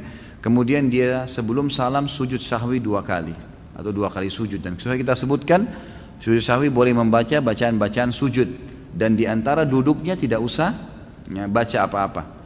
Jadi begitu selesai tahiyat, sudah selesai, sebelum salam sujud, baca 2 sujud, kemudian duduk, nggak usah baca apa-apa, sujud, baca lagi bacaan sujud, kemudian duduk lalu salam. Nah, itu. Ini kalau kita mengingat kelalaian kita sebelum salam. Kalau misal antum sholat udah salam nih, udah bubar berdiri ke masjid, atau lagi duduk kemudian buka HP, ternyata kayaknya tadi kurang 1 rakaat deh, tapi kita sudah selesai sholat nih, maka langsung berdiri, tambah rakaat yang kita lupain tuh, langsung saja Allahu Akbar, misalnya 1 rakaat kelupa, sholat 1 rakaat sampai salam, gitu kan? Kemudian setelah salam baru sujud sahwi. Sujud sahwinya setelah salam, karena ingatnya setelah salam sholat awal. Ini hadis Bukhari dalilnya, bahwasanya Nabi SAW pernah habis sholat, rakaat kedua sholat asar, beliau salam. Begitu tahiyat pertama langsung salam. Lalu beberapa sahabat bingung, kok asar 2 rakaat, tapi di depan saf pertama ini ada Abu Bakar, ada Umar, ada sahabat-sahabat yang senior, dan mereka tidak bicara. Nabi SAW seperti umumnya habis zikir, beliau langsung berdiri menuju ke pintu masjid, lalu menunggu di pintu masjid adakah sahabat yang mengeluh, yang mau minta sesuatu pada beliau, gitu kan. Sampai ada satu sahabat Badui datang kepada Nabi mengatakan, ya Rasulullah, apakah sekarang sholat asar sudah berubah menjadi 2 rakaat, atau anda lupa, turun wahyu nggak menyampaikan itu? Kata Nabi, saya tidak lupa, kan gitu. Dan tidak ada wahyu turun, artinya Nabi yakin ini 4 rakaat beliau kerjakan. Ini hadis sahih riwayat Bukhari. Lalu kata Nabi SAW dalam riwayat lain dikatakan memegang tangannya orang ini lalu berkata, masuk ke masjid, kebetulan sahabat belum bubar. Apa benar yang orang ini bilang? Benar nggak saya tadi cuma 2 rakaat? Kata sahabat, benar ya Rasulullah. Langsung dalam riwayat ini Nabi SAW hadap kiblat, bertakbir, semua sahabat ikut, menyempurnakan 2 rakaat sampai salam, setelah salam baru sujud sahwi. Berarti memang kalau ingat setelah itu sujud sahwinya setelah salam. Mana yang lebih afdal ketika masbuk mendapati sudah duduk tahiyat akhir, mengikutinya atau buat jamaah baru jika ada? Karena saya pernah dengar dari Ustaz apabila tidak ruku tidak dihitung rakaat. Ya tentu saja tetap ikut, afdalnya tetap ikut, walaupun beberapa saat sebelum salam, karena antum dihitung mendapatkan jamaah pertama. Jemaah pertama pahalanya beda dengan jemaah kedua. Jemaah pertama itu lebih masuk di awal waktu dihitung, lebih besar. Jadi lebih baik tetap ikut walaupun sudah tahiyat terakhir. Jika tiba waktu sholat, apa ini? Waktu masih panjang, lebih utama mana untuk perempuan? Langsung sholat atau sholat apa ini? Atau sholat sesampai di rumah? Jika waktu sholat berada di stasiun dan ada tempat sholatnya, lebih baik awal waktu, tetap lebih awal waktu. Jangan ditunda ke rumah, kita tidak tahu, ya, tidak tahu ajal, tidak tahu kejadian. Selama aman, sholat dulu di situ. Dikarenakan saat ini waktu subuh 4.15, apakah boleh kita ketika kita terlambat bangun, misal jam 5, kita melakukan sholat sunnah 2 rakaat sebelum subuh? Tentu tidak boleh. Kalau sudah iqamah, subuh nggak boleh lagi. Anda kerjakan nanti setelah terbit matahari. Apa pahalanya kalau kita mengislamkan seseorang? Wah, ini tidak sesuai dengan tema. Dapat pahala lah tentunya, ya, selama dia berbuat kebaikan, selama dia mempelajari agama, insya Allah Anda dapat pahalanya. Dan hadis Nabi SAW kepada Ali bin Abi Thalib pada saat perang Khaybar, gitu kan? Hai Ali, jalanlah dengan tenang menuju ke mereka, ke orang-orang Yahudi itu, lalu tawarkan mereka Islam. Kalau mereka nolak, tawarkan mereka jizyah. Kalau mereka nolak, tawarkan mereka untuk, ya, perang, gitu kan? Dan ingatlah Ali, kalau ada satu orang yang sempat mendapatkan hidayah karena kamu, maka itu lebih baik daripada humurun ni'am. Humurun ni'am ini adalah bisa diterjemahkan dengan unta betina merah yang besar atau nikmat yang terbesar yang sedang dimiliki oleh seseorang.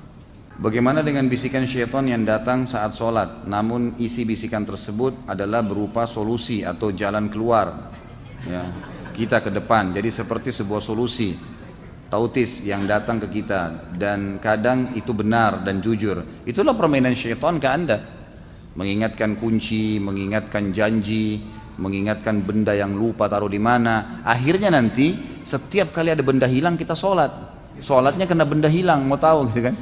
Itulah permainan syaitan, gitu. Jadi itu semua permainan syaitan, tidak boleh dipercaya, gitu. Dia kalau masalah benar ya karena kebetulan memang saja dia ingatkan kita, memori kita saja yang diputar sama dia sehingga kita bisa mengingatnya. Sebagaimana kita bisa dibuat menghayal, mengingat lawan jenis dalam sholat, ada orang menghitung keuntungan transaksi, ini semua permainan syaitan. Kata Nabi SAW kepada Uthman bin Abi Mad'un, sahabat Nabi radhiyallahu anhu, pada saat beliau berkata, ya Rasulullah, saya kalau sholat, saya selalu merasa terganggu, lupa dengan pekerjaan, lupa dengan sholat saya, mengingat pekerjaan, mengingat keluarga, mengingat beragam macam hal. Kata Nabi SAW, itu syaitan yang bernama khinzib atau khanzab, yang bertengkar di sebelah kiri kuping musalli, kemudian mengingatkan kepada dia, ingatlah ini, ingatlah itu, sampai dia lupa berapa jumlah rakaat yang dia sholat, gitu ya. Jadi ini kata Nabi SAW, kalau datang kepadamu, bacalah isti'adzah, a'udzubillahi minasyaitonirrajim, dan meludahlah sebelah kiri 3 kali, ditiupkan, ya, ditiup 3 kali seperti itu. Pada malam Jumat kita disunnahkan membaca surah Al-Kahfi, dan di tahiyat akhir kita disuruh selalu berdoa dijauhkan dari fitnah Dajjal. Apakah kita bisa terkena fitnah Dajjal? Bukankah Dajjal keluarnya nanti mendekati hari kiamat? Mohon penjelasannya. Pertama, tentu saja amal-amal yang kita baca, minta dijauhkan dari fitnah Dajjal, minta ini Dajjal ya, ada lebih jauh lagi. Sebelumnya ya, minta dijauhkan dari fitnah kubur, fitnah neraka jahanam. Pertanyaannya, apakah ya kita kalau baca minta dijauhkan neraka jahanam, berarti kita akan masuk neraka jahanam sekarang? Bukan itu kan? Jadi kita baca untuk kebutuhan kita nanti. Pertama, orang yang tidak dapat Dajjal, maka dia akan mendapatkan pahalanya. Tapi kalau orang yang, ini kan hukum syar'i ya, ini akan berlaku sampai Dajjal keluar nanti, itu kan akan dibaca ini. Bahkan sebagian ulama mengatakan doa ini walaupun Dajjal sudah terbunuh nanti, dalam hadis Sahih Bukhari dikatakan Nabi Isa akan datang membunuh Dajjal, dan setelah itu menghancurkan salib, membunuh babi, kemudian tidak ada satu rumah pun di muka bumi kecuali semuanya masuk Islam, dan Isa akan berhukum dengan hukumku, Al-Quran. Maka Nabi Isa AS sholat seperti sholatnya muslimin, puasa seperti puasanya muslimin, haji seperti hajinya muslimin. Pada saat itu bacaan doa ini kata ulama mesti dibaca, padahal Dajjal sudah dibunuh. Kenapa dibaca? Karena perintah Allah. Bagi yang belum mendapatinya kayak kita sekarang, bagi yang dekat mendapatinya atau sementara Dajjal masih hidup, bagi yang sudah Dajjal mati pun ini perintah agama, tetap dilakukan. Seperti itu memahaminya. Saya menonton kajian dosa besar 53 via YouTube. Pada sesi tanya jawab, kita dilarang sholat di masjid yang berhiasan emas. Lalu bagaimana di Mekah? Pada kiswanya saya mendapatkan referensi di disulam dengan benang yang mengandung emas. Ya. Tentu yang dilarang adalah membangun masjid dari emas, kan gitu. Itu yang dilarang. Sama halnya begini, lebih untuk jelasnya saya kasih contoh lain dulu. Laki-laki tidak boleh menggunakan baju dari sutra. Sudah pernah kita bahas tuh, salah satu dosa besar. Ulama membahas, ini kan kalau sutra semua. Bagaimana kalau ada baju batik, ada satu talinya benangnya sutra asli. Bolehkah dipakai?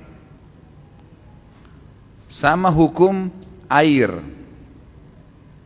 Air itu di dalam riwayat disebutkan, apapun yang terjatuh di dalam air tersebut selama tidak mengubah rasa, bau, warna, tetap suci. Kan itu. Berarti sesuatu yang sedikit itu tidak mempengaruhi sesuatu yang besar dalam beberapa hal yang berhubungan dengan agama kita ini. Kan gitu. Jadi kalau seandainya memang ada orang cat menggunakan campuran dengan emas di masjidnya, ini pendapat ulama mengatakan tidak masuk dalam umumnya larangan tadi, kecuali memang dia buat semuanya emas, itu lain. Yang saya tidak tahu ya, kalau antum memang sudah dapatkan referensi memang digunakan dengan sulam emas, itu saya nggak tahu.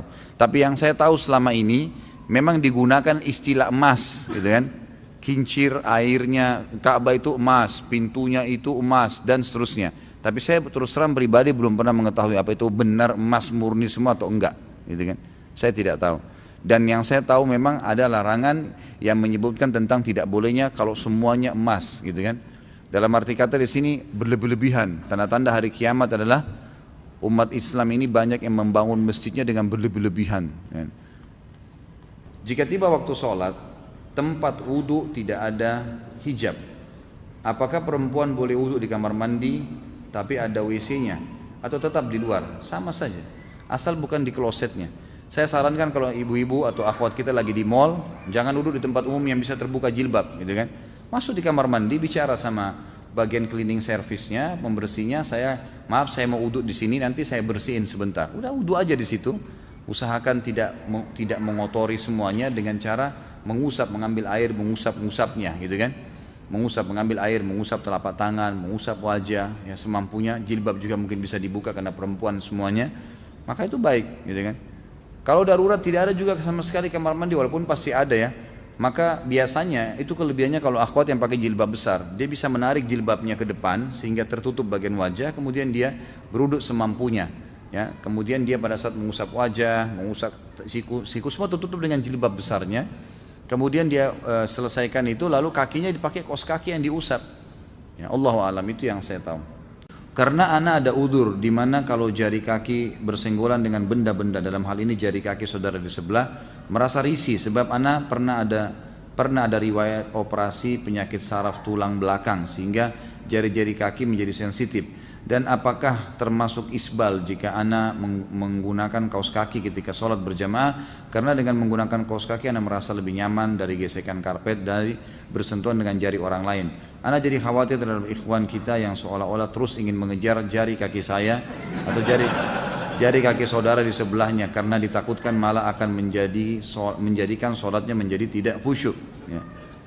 Baik. Tentu saja kalau anda punya udzur syar'i, ya lakukan pakai kaos kaki, dan itu bukan isbal. Isbal itu adalah pakaian dari atas ke bawah, mengulurkan pakaian dari atas ke bawah. Kalau dari bawah ke atas enggak, kaos kaki maksudnya itu tidak.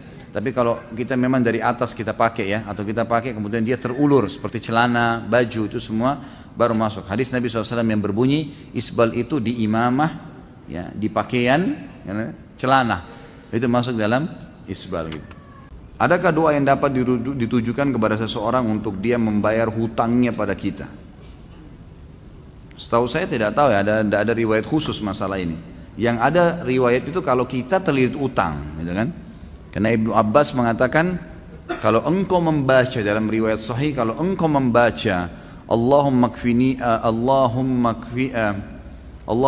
bihalalika an haramik waqdin bi fadlika amman siwak. Allahumma kfini bihalalika an haramik, ya Allah cukupkanlah aku menikmati yang halalmu dan jauhkan aku dari yang haram. Waqdini bifadlika amman siwak, dan lepaskan saya dari ketergantungan kepada selainmu. maka akan dibayarkan utangmu oleh Allah walaupun memenuhi langit. Kata Ibnu Abbas radhiyallahu anhu.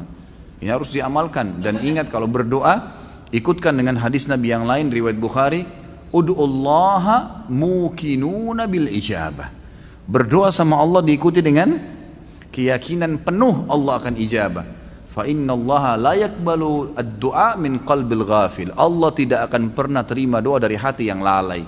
Doa ya Allah diterima enggak ya? Ragu. Atau sambil berdoa sambil ingat makanan, ingat pasangan, ingat ini, enggak bisa. Harus dengan yakin, gitu kan.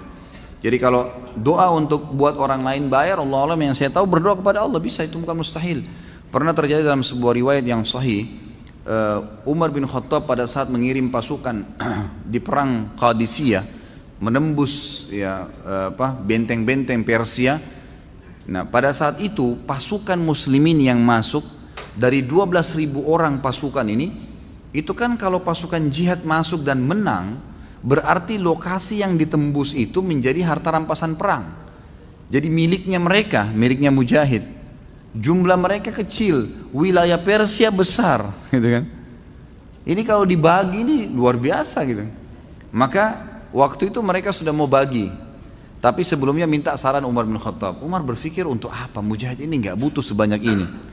Maka Umar bin Khattab juga berpikir mereka mu'allaf, baru masuk Islam, baru mengenal Islam, lebih baik ganimah ini harta rampasan perang dibagi aja, tetap pemiliknya tapi dikasih setengah kepada para mujahid. Waktu itu Bilal radhiyallahu anhu sahabat Nabi yang lain menolak. Waktu Umar bin Khattab kasih keputusan, kata Bilal, ya Amir Mukminin, jelas hukum agama kita, gitu kan? Ini dibagi untuk mujahidin. Maka Umar bin Khattab mengatakan, wahai Bilal, pikirkanlah, kalau kau mendapatkan sekian bagian dari Persia, kau mau apain tuh harta? Banyak sekali, gitu kan? Dan mereka itu orang-orang yang baru masuk Islam. Lebih baik kamu berbagi dengan dia sambil kamu ajarkan Islam. Ini pendapat Umar. Tapi Bilal tetap ngotot, nggak mau. Kata Umar, saya pun meminta tolong kepada Allah agar melunakkan hati Bilal melalui doa malam saya. Maka Umar bin Khattab sujud berdoa kepada Allah di salat malam. Ya Allah, lunakkanlah hati Bilal. Ya Allah, lunakkan, terus begitu. Kata Umar radhiyallahu anhu, pas tiba habis sholat subuh, Bilal datang kepada saya mengatakan, saya ridho kepada hukummu hai Amir Mukminin, gitu kan? Jadi bukan mustahil berdoa, doakan. Ya Allah, lunakkan hatinya supaya dia bisa membayar utangnya, gitu kan? Sambil tentu kita muhasabah teman-teman sekalian. Jadi kadang-kadang kita juga ini terlalu banyak, terlalu pintar menyalahkan orang, tidak bermuhasabah. Apa yang terjadi, sesuatu yang terjadi pada kita, yang paling pertama hisab diri kita dulu. Ada masalah apa saya ini? Jangan sampai orang ini gunjing karena saya pernah gunjing orang. Jangan sampai utang ini mungkin saya pernah utang sama orang, saya nggak bayar. Jadi kita muhasabah dulu. Kalau kita sudah tidak temukan variabel kesalahan kita, nah baru gitu. Baru kita mungkin ini cobaan murni, bukan karena kesalahan saya. Tapi kalau kita memang dasarnya ada kesalahan dulu, mintalah kepada Allah mudah-mudahan jadi pengampunan dosa gitu. Pak Ustadz, bagaimana hukumnya berwudu di kamar mandi yang ada WC-nya? Saya sudah beritahu keluarga saya jika berwudu jangan di kamar mandi, tapi tetap saja berwudu di kamar mandi karena dekat dan malas karena agak jauh sedikit jika tidak di kamar mandi. Tidak ada masalah, saya sudah pernah jelaskan. Yang tidak boleh zikrullah di atas klosetnya, ya. Tempat buang air besar begitu. Kalau wastafel di sebelahnya, shower kita lagi mandi, nggak ada masalah, boleh. Dan saya sudah pernah jelaskan kan, sampai ulama fikih membahas sahkah sholat orang sholat di kamar mandi. Maka umumnya mengatakan di kamar mandinya ya.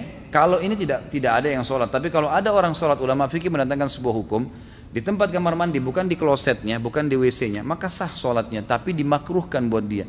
Karena di tempat kamar mandi masih boleh menyebut nama Allah. Kalau di WC yang tidak boleh, gitu kan? Kalau digabung pun berarti klosetnya yang tidak boleh. Saya pernah kebetulan kedatangan Syekh dari Madinah, beliau salah satu pengajar di Masjid Nabawi, guru saya Dr. Saleh Suhaimi, semoga Allah menjaga beliau. Beliau matanya buta, gitu kan? Dan menikah dengan orang Indonesia kebetulan. Waktu dia baru nikah dengan istrinya beberapa, mungkin cerita mungkin sekitar di atas 10 tahun yang lalu ya. Karena dia menikah dengan salah satu murid pengajian saya di Makassar waktu itu. Maka baru menikah, istrinya datang dari Makassar ke Jakarta, kemudian beliau jemput, ingin berangkat ke Saudi sama-sama, dan sekarang Masya Allah tinggal di Saudi.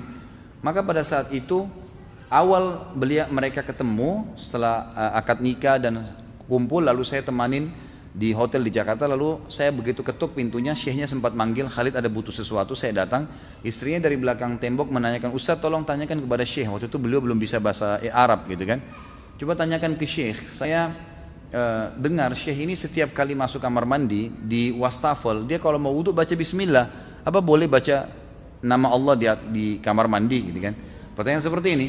Maka saya tanyakan kepada syekh dalam bahasa Arab dan beliau mengatakan fatwa ulama umumnya boleh selama bukan di klosetnya gitu kan. Bahkan sementara orang lagi mandi shower boleh menjawab salam gitu kan. Karena kamar mandi tidak ada larangan tapi WC yang ada larangan. Allahu alam. Apakah tidak merapatkan kaki ketika sholat berjamaah dapat menggugurkan pahala sholat berjamaah walaupun jarak antara pundak sudah rapat? Tentu tidak. Tapi membuat syaitan masuk dan membuat tidak khusyuk. Itu jadi tidak menggugurkan sholat.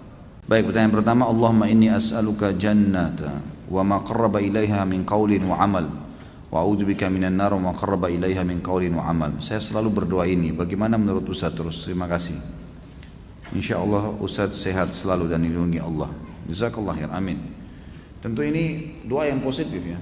Dan ini memang ada hadis Nabi SAW secara global dalam riwayat Bukhari yang berbunyi, siapa yang meminta surga 3 kali di pagi hari, ada riwayat lain menambahkan dan di sore hari, serta meminta dijauhkan dari neraka 3 kali juga di pagi dan sore hari, maka surga akan berkata, ya Allah masukkan lidah ke dalam saya, dan neraka akan berkata jauhkanlah dia dari saya. Jadi surga berdoa agar kita masuk ke dalamnya, neraka minta kepada Allah agar tidak dimasukkan ke dalamnya.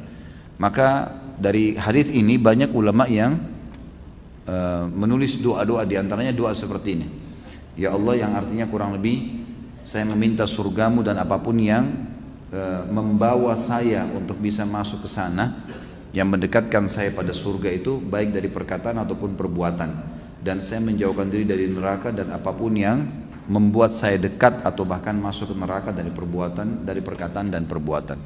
Kalau ini Allah alam yang saya tahu positif saja, karena ada hadis yang menyebutkan masalah itu. Apakah makmum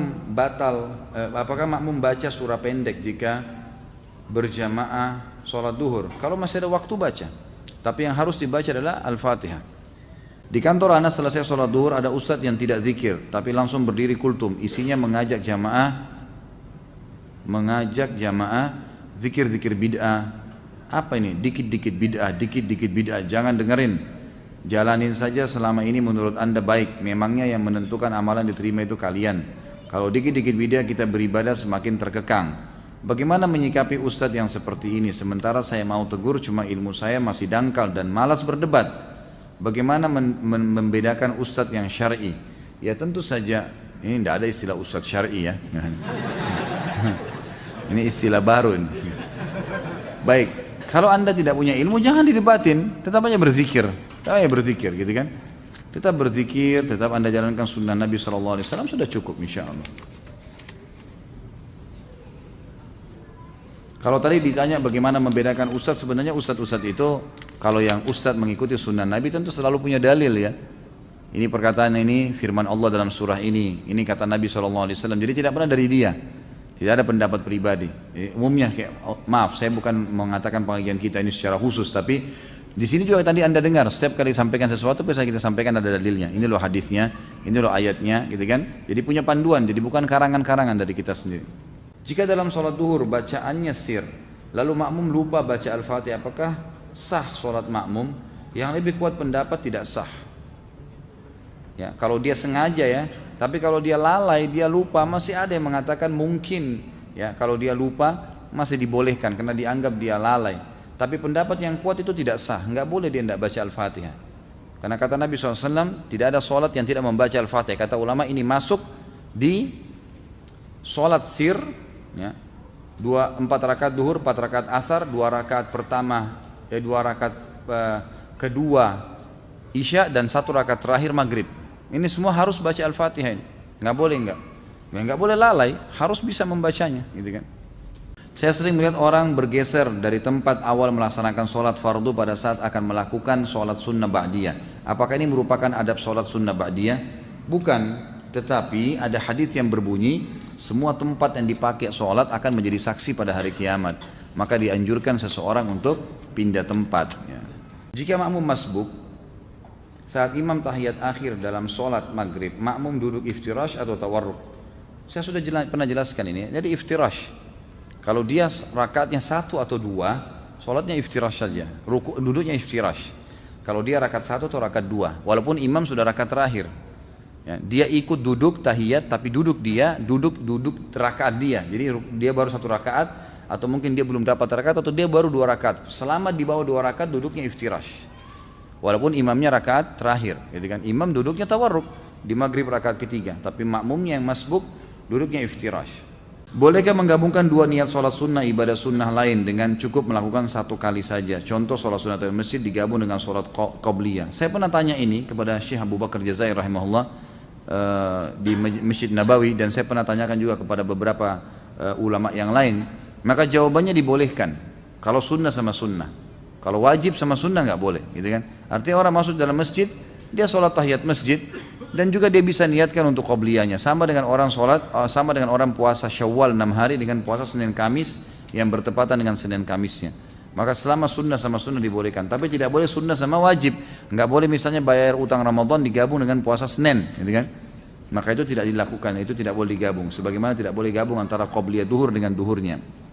Apakah sholat duha termasuk zakat dan sedekah?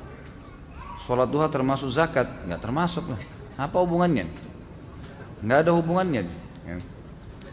Sholat duha penutup pengganti sedekah 360 sendi. Iya, itu iya. Penutup pengganti. Tapi sholat duhanya bukan zakat, bukan sedekah lain. Bolehkah kita mengqadha sholat kita yang terlewat dengan tata cara seperti apa? Sudah saya jelaskan. Makanya jangan buru-buru bertanya nih ya. Karena pertanyaan mungkin bisa saja dijawab gitu ya, sudah ada. Bagaimana cara mengqadha sholat yang sudah banyak kita tinggalkan? Nggak ada qadha sholat, nggak ada qadha sholat. Hadis Bukhari menjelaskan masalah itu. Jadi tidak ada. Kecuali tadi saya bilang kita lalai, memang lupa. Tapi kalau 5 tahun nggak sholat, sekarang taubat, apakah harus mengqadha sholatnya 5 tahun? Nggak pernah ada dalil berhubungan dengan masalah itu. Hadis Bukhari menjelaskan bahwa ada seorang wanita datang kepada Aisyah radhiyallahu anha dan berkata, wahai Aisyah, kenapa kita disuruh mengqadha puasa dan tidak disuruh mengqadha sholat? Maka Aisyah sempat marah sama orang tersebut, lalu sambil berkata, aharuriyun anti? Apa kau dari wilayah Haruri? Haruri ini wilayah di Irak, sebuah wilayah di Irak dipenuhi dengan kaum Khawarij. Khawarij ini suka menghakimi sesuatu secara zahir. Misal, perangilah orang-orang kafir, berarti semua kafir termasuk tetangga, nggak bisa hidup sama kaum Khawarij, disiksa semua, gitu kan? Ambil secara zahir hukum, gitu kan? Jadi seperti itu. Maka mereka juga mengatakan orang kalau taubat pernah 50 tahun tidak sholat harus qadha 50 tahun tuh. Maka kata perempuan tersebut, saya bukan dari Hawari, tapi saya mau tanya. Kata Aisyah radhiyallahu anha, begitulah Nabi SAW memerintahkan kami disuruh mengqadha puasa dan tidak mengqadha sholat. Artinya tidak ada qadha sholat memang bagi orang yang memang lalai sebelumnya. Saat kita masbuk sholat id 1 rakaat, saat menyempurnakan rakaat berikutnya, berapa kali takbir yang harus kita lakukan? Ikuti rakaat yang sedang Anda ada. Jadi misal kita masbuk nih sholat id, dia sudah rakaat kedua imamnya, kita ikut. Tadinya dia takbir imamnya 5 kali, gitu kan? Karena dia rakaat kedua, kita kan ikut imam juga takbir 5 kali, kita nggak mungkin takbir 7 kali. Rakaat kedua kita juga takbir 5 kali, sama saja. Karena kita mengikuti imam di rakaat pertama tadi, dia sudah ke rakaat kedua. Seperti kita kalau lagi sholat umumnya sholat lain, kita ikut imam sudah rakaat ketiga misalnya di sholat maghrib. Imam kan tahiyat pertama, tahiyat terakhir kan? Kita juga harus tahiyat kan gitu. Di rakaat kedua setelah imam salam, kita rakaat kedua harus tahiyat juga kan gitu. Seperti itu caranya. Jadi tetap mengikuti kondisi imam. Apakah Nabi SAW pernah melakukan sholat tasbih? Kalau pernah, bagaimana tata cara dan bacaan sholat tasbih Nabi SAW? Kalau Nabi sendiri pernah kerjakan, Allahu a'lam, tidak ada riwayat masalah itu. Tapi umumnya semua yang disebutkan oleh Nabi SAW, kata ulama disepakati pastinya Nabi SAW sudah mengaplikasikan terlebih dahulu. Karena Allah sudah menjelaskan dalam Al-Quran, kabura maqtan indallah an taqulu ma la taf'alun. Sungguh berat di sisi Allah kalau kalian mengucapkan tidak mengamalkannya. Sementara Nabi SAW adalah panutan, pasti beliau sudah amalkan. Tapi hadis tentang sholat tasbih dihasankan oleh para ulama dan boleh dilakukan, itu beranjak daripada perkataan Nabi kepada pamannya Abbas radhiyallahu anhu. Nabi SAW mengatakan, wahai paman, kalau kau diluangkan waktu oleh Allah, kerjakanlah setiap hari sekali. Kalau kau tidak bisa maka sepekan sekali, kalau kau tidak bisa maka sebulan sekali, kalau kau tidak bisa setahun sekali, kalau kau tidak bisa kerjakanlah sekali seumur hidupmu. Maka kerjakanlah 2 rakaat sholat. Ada riwayatnya mengatakan 4 rakaat sholat. Di setiap sholat begitu kamu takbir paman, ucapkanlah subhanallah alhamdulillah wa la ilaha illallah wallahu akbar sebanyak 15 kali. Kemudian bacalah setelah itu iftitah, baca al-fatihah, baca surah. Kemudian pada saat ruku, sebelum baca 2 ruku membaca 10 kali tasbih tadi. Kemudian 2 ruku, kemudian bangun dari ruku, sami Allah liman hamidah, i'tidal, baca dulu tasbih 10 kali, kemudian baru baca 2 i'tidal. Sujud juga begitu. Pada saat sujud maka baca dulu 10 kali, baru kemudian baca 2 sujud. Duduk di antara 2 sujud, baca 10 kali lagi tasbih, kemudian baru membaca doa di antara 2 sujud, lalu sujud, baca lagi tasbih 10 kali, kemudian baca 2 sujud, lalu kemudian sebelum berdiri ke rakaat kedua, duduk dulu baca 10 kali.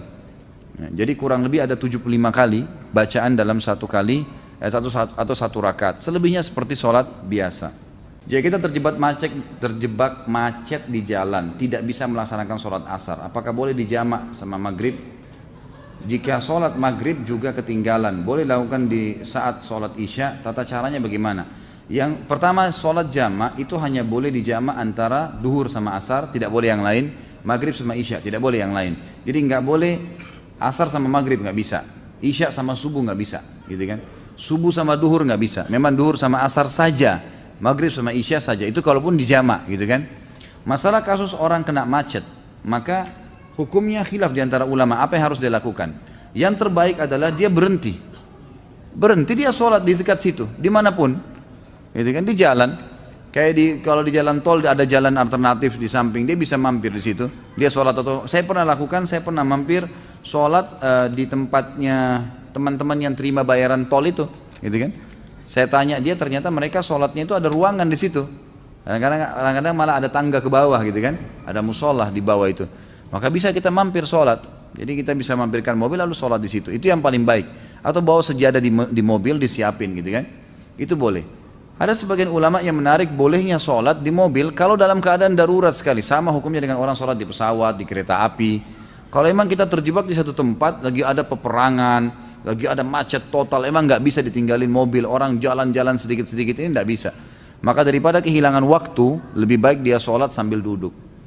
Tapi ini tidak diprioritaskan. Prioritaskan adalah mampir. Ya, itu. Setelah berhubungan suami istri, apakah boleh sholat wajib hanya dengan wudhu tanpa junub, tanpa mandi? Nggak boleh lah.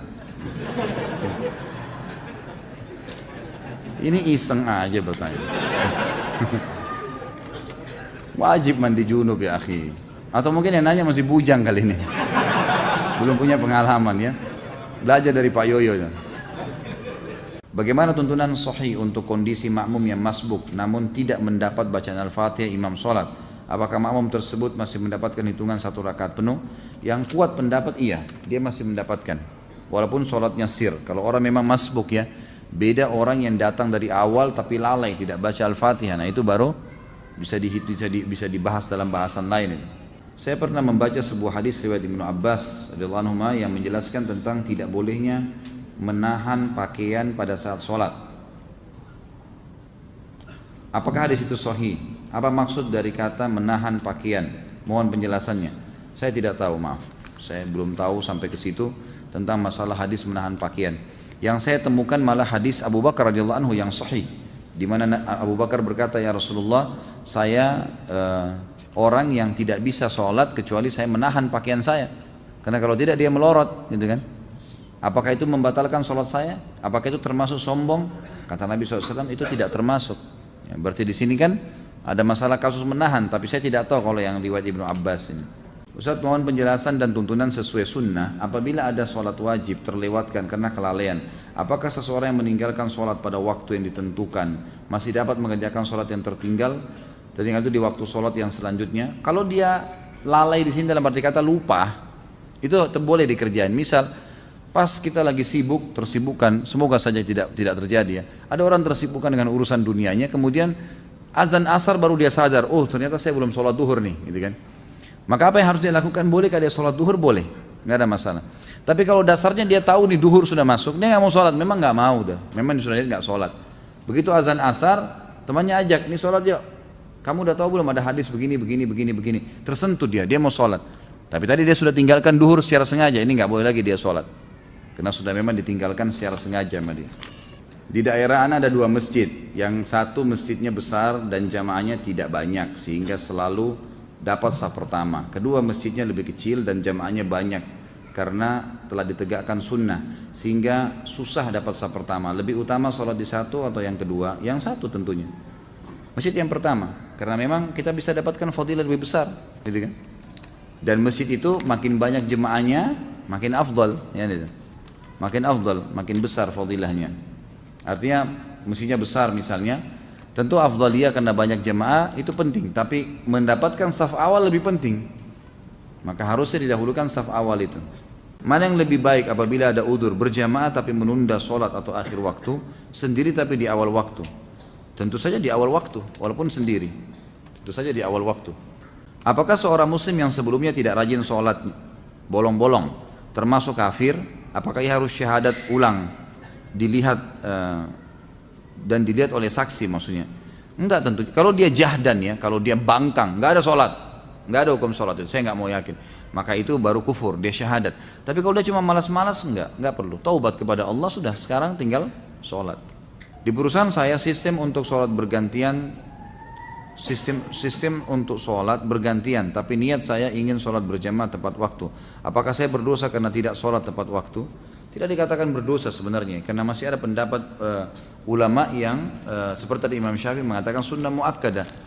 Saya tidak bisa mengatakan berdosa gitu kan, tapi dia kehilangan fadilah yang sangat banyak. Jadi kalau bilang pun, misal pun kita bisa mengambil awal waktu lebih baik. Kita pamit sama teman-teman misalnya kita dahulu gitu kan. Dan itu sholat juga tidak akan mengambil waktu lama. Saya juga sarankan begini, perlu difahamin ya. Terikat dengan jam kerja kantor, ya, itu wajib hukumnya karena antum mengikuti syarat. Kata Nabi SAW, al-mu'minuna ala syurutihim, al-mu'minuna ala syurutihim. Orang mukmin harus patuh dengan syarat yang disepakati. Misal, waktu istirahat jam 12 sampai jam 1, azan setengah 1, gitu kan. Antum mulai masuk masjid sholat, ternyata harus kembali sebelum jam 1, misal 5 menit sebelum jam 1 ada absen lagi, misal contoh. Antum baru selesai sholat wajib, belum sempat sholat ba'diyah duhur, itu sudah jam 1 kurang 5 menit. Kalau sholat terlambat nih, balik kerja, maka jangan sholat sunnah ba'diyah. Karena mentaati peraturan wajib. Sementara sholat sunnah itu sunnah, gitu kan. Kecuali kita sudah balik ke kantor, ada waktu lowong, kita bisa buka sejadah dekat meja kerja kita, lalu sholat itu gak ada masalah. Jadi harus pertemukan masalah itu ya. Jadi lakukan yang wajib saja. Pernah ada teman-teman yang di luar negeri bertanya kepada saya, Ustaz, saya kerja di luar negeri dan di luar negeri ini orang-orang non muslim, saya nggak bisa sholat gitu kan. Dan seringkali meeting di waktu-waktu pas lagi sholat gitu kan. Apa yang saya harus lakukan? Saya balik tanya begini, saya bilang kalau seandainya anda lagi meeting kemudian, misal ini contoh, semoga Allah muliakan kita semua. Saya kasih contoh ini, contoh orang mau ke kamar mandi, kebelet buang air besar, kebelet buang air kecil, lagi meeting, diizinin nggak? Nah, ini di sini diizinin nggak kalau kebelet kencing, kebelet buang air besar? Meeting penting nih, miliaran, diizinin nggak? Ya nggak bisa berpikir kan kalau mau kencing gitu kan? Nggak mungkin, pasti diizinin ke belakang. Ya sudah, kita izinnya memberikan isyarat memang mau ke kamar mandi, betul kamar mandi kan? Ke kamar mandi, dan orang saya bilang lagi kalau masuk kamar mandi, lagi kebelet, pamit, lagi meeting. Kalau kita butuh waktu 10-15 menit diizinin nggak? Nggak mungkin kan tengah-tengah digedor-gedor, ayo cepat gitu kan? Nggak mungkin, orang lagi buang air besar gimana? Dia harus selesaikan hajat, kalau enggak sakit perut. Maka berarti bisa dipakai itu untuk sholat tuh. Ini kalau darurat ya, sebab ada beberapa teman-teman yang pernah bertanya kalau salah dari Jepang, dari negara-negara yang memang tidak bisa mereka sholat, maka tidak ada juga musola. Bagaimana inisiatifnya? Ya saya sebagai dai harus bisa memberikan solusi nih. Kalau dia mau disuruh pulang, dia sudah terikat akad kerja di sana. Maka caranya adalah kayak tadi, pamit ke kamar mandi, memang mau kamar mandi, uduk di sana. Kemudian sholat, cari tempat yang bisa sholat di situ. Mungkin di gang, mungkin di mana, ya apa boleh buat, harus sholat. Sholat dah, sholat wajib 5 menit, 10 menit maksimal, udah kembali lagi. Tapi nggak usah dibeberkan, saya mau sholat ya pamit. Kemudian berantem kalau tidak disuruh sholat, susah. Anda sudah akad dengan orang kafir, gimana, nggak bisa gitu kan. Jadi ini namanya hiyal syari'iyah. Harus kita mencari solusi secara syar'i yang memang kita tidak kehilangan pekerjaan dan juga tidak kehilangan ibadah itu. Apa faedah bagi orang yang mengerjakan sholat gerhana dan sholat syuruk? Kalau sholat gerhana memang anjuran Nabi SAW kan, hadis sahih riwayat Bukhari. Kata Nabi SAW, kalau kalian melihat gerhana, maka sholatlah, bersodakahlah, dan bertasbihlah. Disuruh sampai Allah menghilangkan gerhana itu dari kalian. Jadi memang ada perintah dari Nabi SAW masalah itu. Tapi apakah dia dapat pahala, apakah dia dapat misalnya apa janji-janji itu belum pernah kita temukan riwayatnya. Allahu a'lam. Tapi yang jelas dia dianjurkan untuk dilaksanakan. Perintah Nabi SAW ibadah. Kalau sholat syuruk hadis Nabi SAW, siapa yang sholat berjamaah di masjid, hadis sahih riwayat Hakim, siapa yang sholat berjamaah di masjid, ya kemudian dia duduk berzikir sampai terbit matahari, kemudian dia sholat 2 rakaat setelah itu, ya, maka dia sama dengan pahala haji dan umroh sempurna, gitu kan? Ini dikatakan oleh para ulama sholat syuruk. Manakah yang lebih utama bagi seorang perempuan, sholat di musola kantor atau pergi ke masjid? Musola boleh.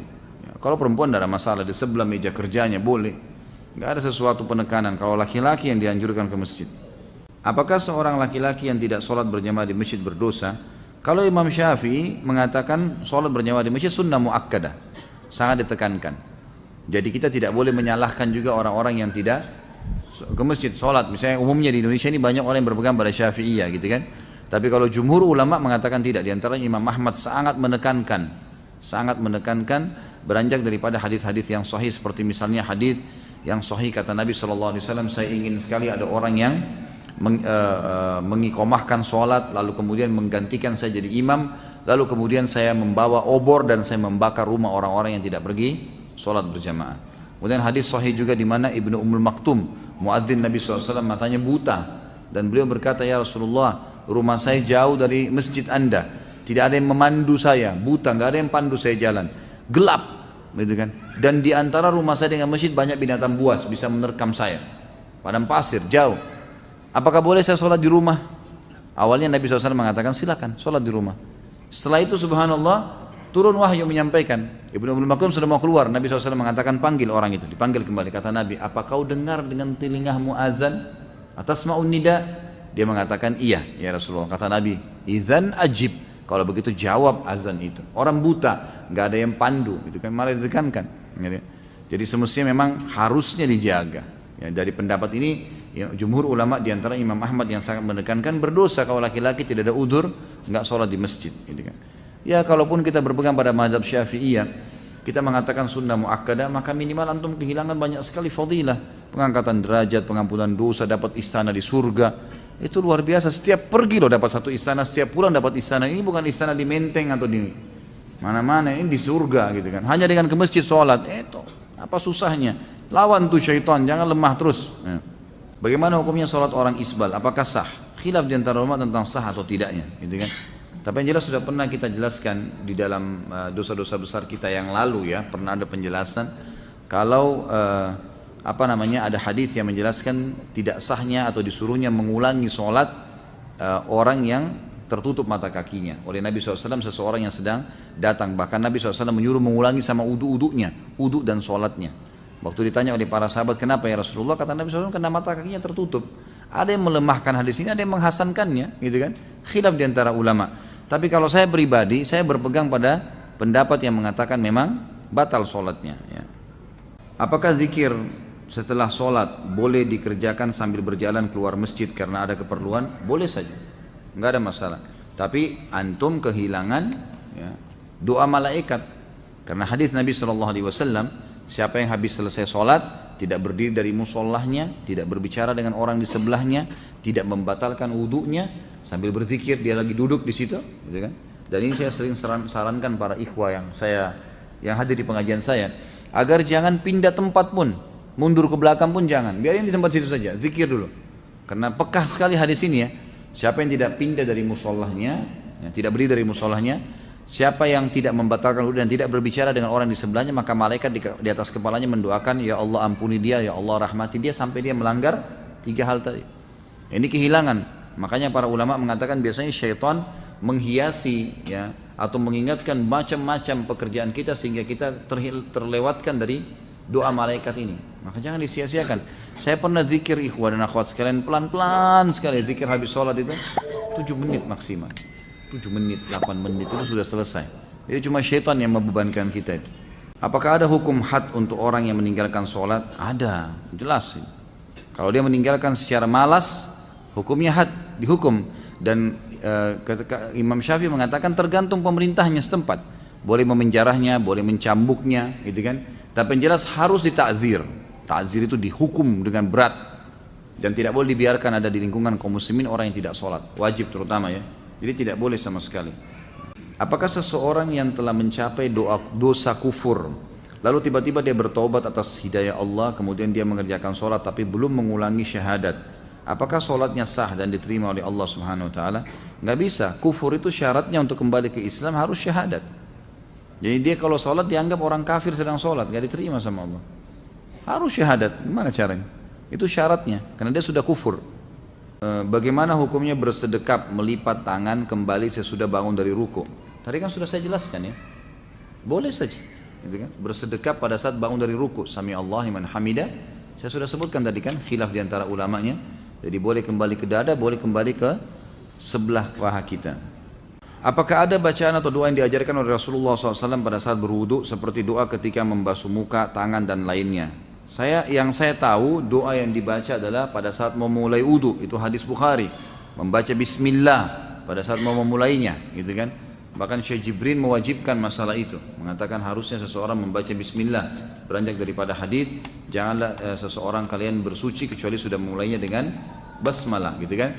Kemudian nanti selesai wudu baru membaca 2 kalimat syahadat, beranjak daripada hadis Bukhari yang berbunyi siapa yang selesai wudu kemudian dia membaca asyhadu an la ilaha illallah wahdahu la syarikalah wa asyhadu anna muhammadan abduhu wa rasuluh, ini hadis Bukhari Muslim, maka Allah akan membukakan baginya 8 pintu surga, dia bisa minta yang mana dia mau masuki, gitu kan. Begitu pula ada hadis yang lain riwayat Tirmidzi menambahkan ditambah doa Allahumma ja'alni minat tawwabin wa ja'alni minal mutatahhirin, ya Allah jadikanlah aku orang yang selalu bertaubat dan juga orang yang selalu bersuci, gitu kan.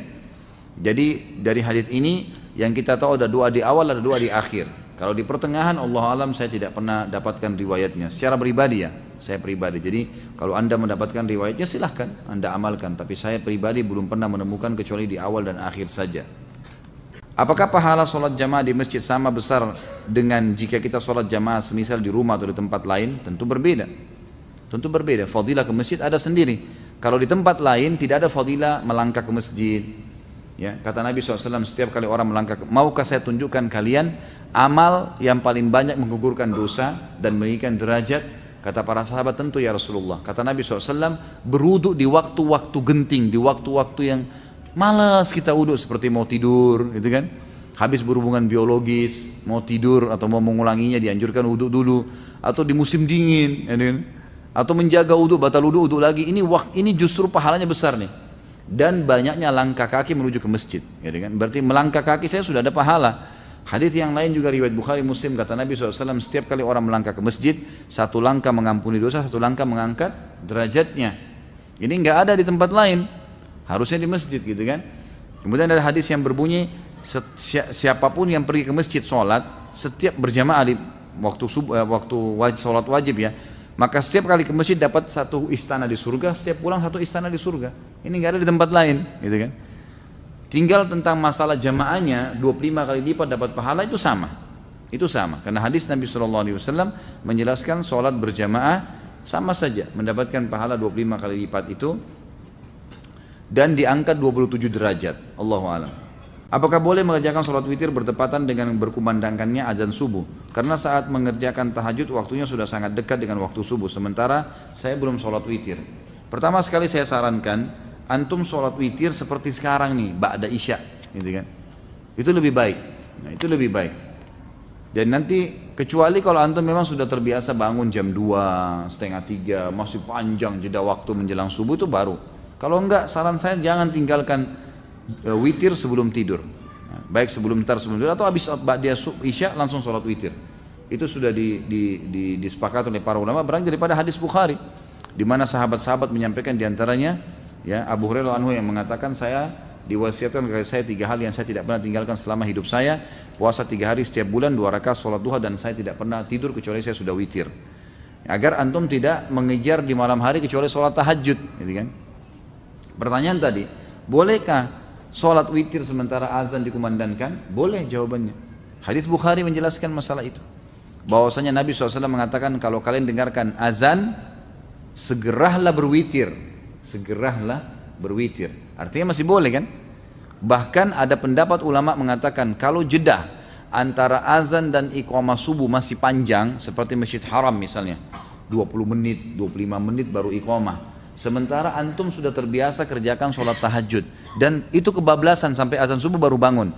Boleh mengerjakannya antara azan iqamah subuh. Karena itu bukan waktu yang dilarang untuk sholat. Kalau sudah iqamah subuh waktu dilarang sholat, nggak boleh. Berarti di sini pendapat ulama mengatakan masih boleh mengerjakan sunnah-sunnah antara azan dan iqamah subuh, gitu kan? Jadi ini termasuk ya, yang bisa diambil pelajaran dari situ tadi. Semoga Allah senantiasa memberkahi Ustaz Khalid beserta keluarga dan kita semua yang hadir di majelis ilmu ini. Amin. Mudah-mudahan jazakallah khair atas doanya. Sholat sunnah afdalnya dikerjakan di rumah. Saya biasa mengerjakan sholat sunnatul fajr di rumah, namun masjid di tempat saya jarak antara azan dan iqamahnya sebentar. Saya terkadang ketinggalan takbiratul ihram bersama imam, tapi tetap dapat rakaat pertama. Sebaiknya saya sholat sunnah di rumah atau di masjid? Di masjid, gitu kan? Di masjid. Jangan antum kejar ikan teri, ikan paus lewat ini. Ada. Sholat sunnatul fajr itu ikan teri dibandingkan sholat subuh. Itu ikan pausnya, gitu kan? Jadi jangan ketinggalan, sholat di masjid tidak masalah. Kan lebih afdal kalau sholat di rumah, kalau sholat sunnah kan gitu, lebih afdal. Jadi jangan sampai mengejar afdaliyah sunnah, ketinggalan fadilah yang besar dari sholat wajib. Karena mulai Allahu Akbar imam, kita juga Allahu Akbar, itu sudah dicatat pahala tuh. Jadi itu ada fadilah, jangan ketinggalan itu. Bahkan kalau perlu kita masuk masjid sudah mau iqamah, ya sudah kita sholat subuh gitu kan. Nanti sunnatul fajrnya ulama berpendapat mengatakan sunnatul fajr pernah dikerjakan oleh Nabi SAW setelah terbit matahari. Nah, itu dibolehkan bagi orang yang sudah rutin mengerjakannya. Kalau dia ketinggalan sudah masuk masjid subuh sudah iqamah, dia sholat subuh kemudian nanti dia setelah terbit matahari sebelum duha dia boleh mengerjakan sunnatul fajr yang ketinggalan itu. Bagaimana anda menyikapi setiap akan sholat pasti ingin sekali buang angin? Apa anda harus diruqyah? Gimana kira-kira? Ruqyah boleh, silahkan ruqyah. Mungkin waswas syaitan, itu waswas syaitan ya, harus dilawan. Dan cara yang efektif adalah jangan biasakan buang angin. Emang betul. Jadi orang yang biasa tidak bisa tahan buang angin itu karena beranjak dari apa? Kebiasaan dia. Dia udah biasa, mungkin di depan teman-temannya kadang-kadang bercanda, memang dia gangguin mereka, gitu kan? Emang gitu, dia sering iseng. Nah, akhirnya sudah terbiasa, gitu kan? Jadi itu menjadi hal yang selalu kayak orang yang terbiasa, ngupil, orang yang biasa korek kuping, orang. Jadi karena dia jadikan kebiasaan, jadi terbiasa, sama dengan itu. Kalau orang yang tidak membiasakan dirinya untuk ngeluarin angin, insya Allah tidak keluarin angin kecuali pada waktu memang dibutuhkan, kan gitu. Jadi memang ini harus diubah dari cara itu dulu, pola itu. Dan ini subhanallah juga tidak baik ya, sebaiknya memang ditinggalkan. Jadi ini insya Allah dengan cara antum terapi diri supaya jangan sampai sering mengeluarkan angin, terutama dengan mengolok-olok gitu kan, ada bercanda, termasuk juga di depan pasangan misalnya. Lebih baik kita menjaga itulah, kecuali darurat sekali ya, kecuali darurat. Kalau ruqyah saya sarankan silakan ruqyah, bisa jadi was-was juga, syaitan bisa terjadi. Ketika zikir setelah sholat, kemudian ada orang yang mengucapkan salam kepada kita lalu kita membalasnya sehingga zikir setelah sholat kita terpotong, apakah kita harus mengulangi zikir tersebut atau lanjutkan? Lanjutkan saja, tidak ada masalah. Nabi SAW pernah melakukan hal tersebut. Jadi pernah beliau SAW dalam hadis Bukhari selesai sholat ya, asar, tiba-tiba beliau langsung dengan cepat sekali, begitu salam lagi zikir, berdiri dengan sangat cepat melewati para sahabat. Sampai para sahabat yang meriwayatkan hadis ini berkata, kami heran dengan kecepatan Nabi SAW dalam cepatnya gerakan Nabi SAW itu. Maka setelah itu pun, setelah beberapa saat Nabi SAW balik lagi dan duduk lagi, berzikir lagi. Lalu salah seorang di antara kami bertanya, ya Rasulullah, ada apa? Kata Nabi SAW, tadi saya tiba-tiba teringat di rumah saya ada kurma sedekah yang sudah saya niatkan mau keluarkan. Maka saya tidak ingin itu tertunda. Maka saya pun segera mengeluarkannya lalu kemudian saya balik berzikir.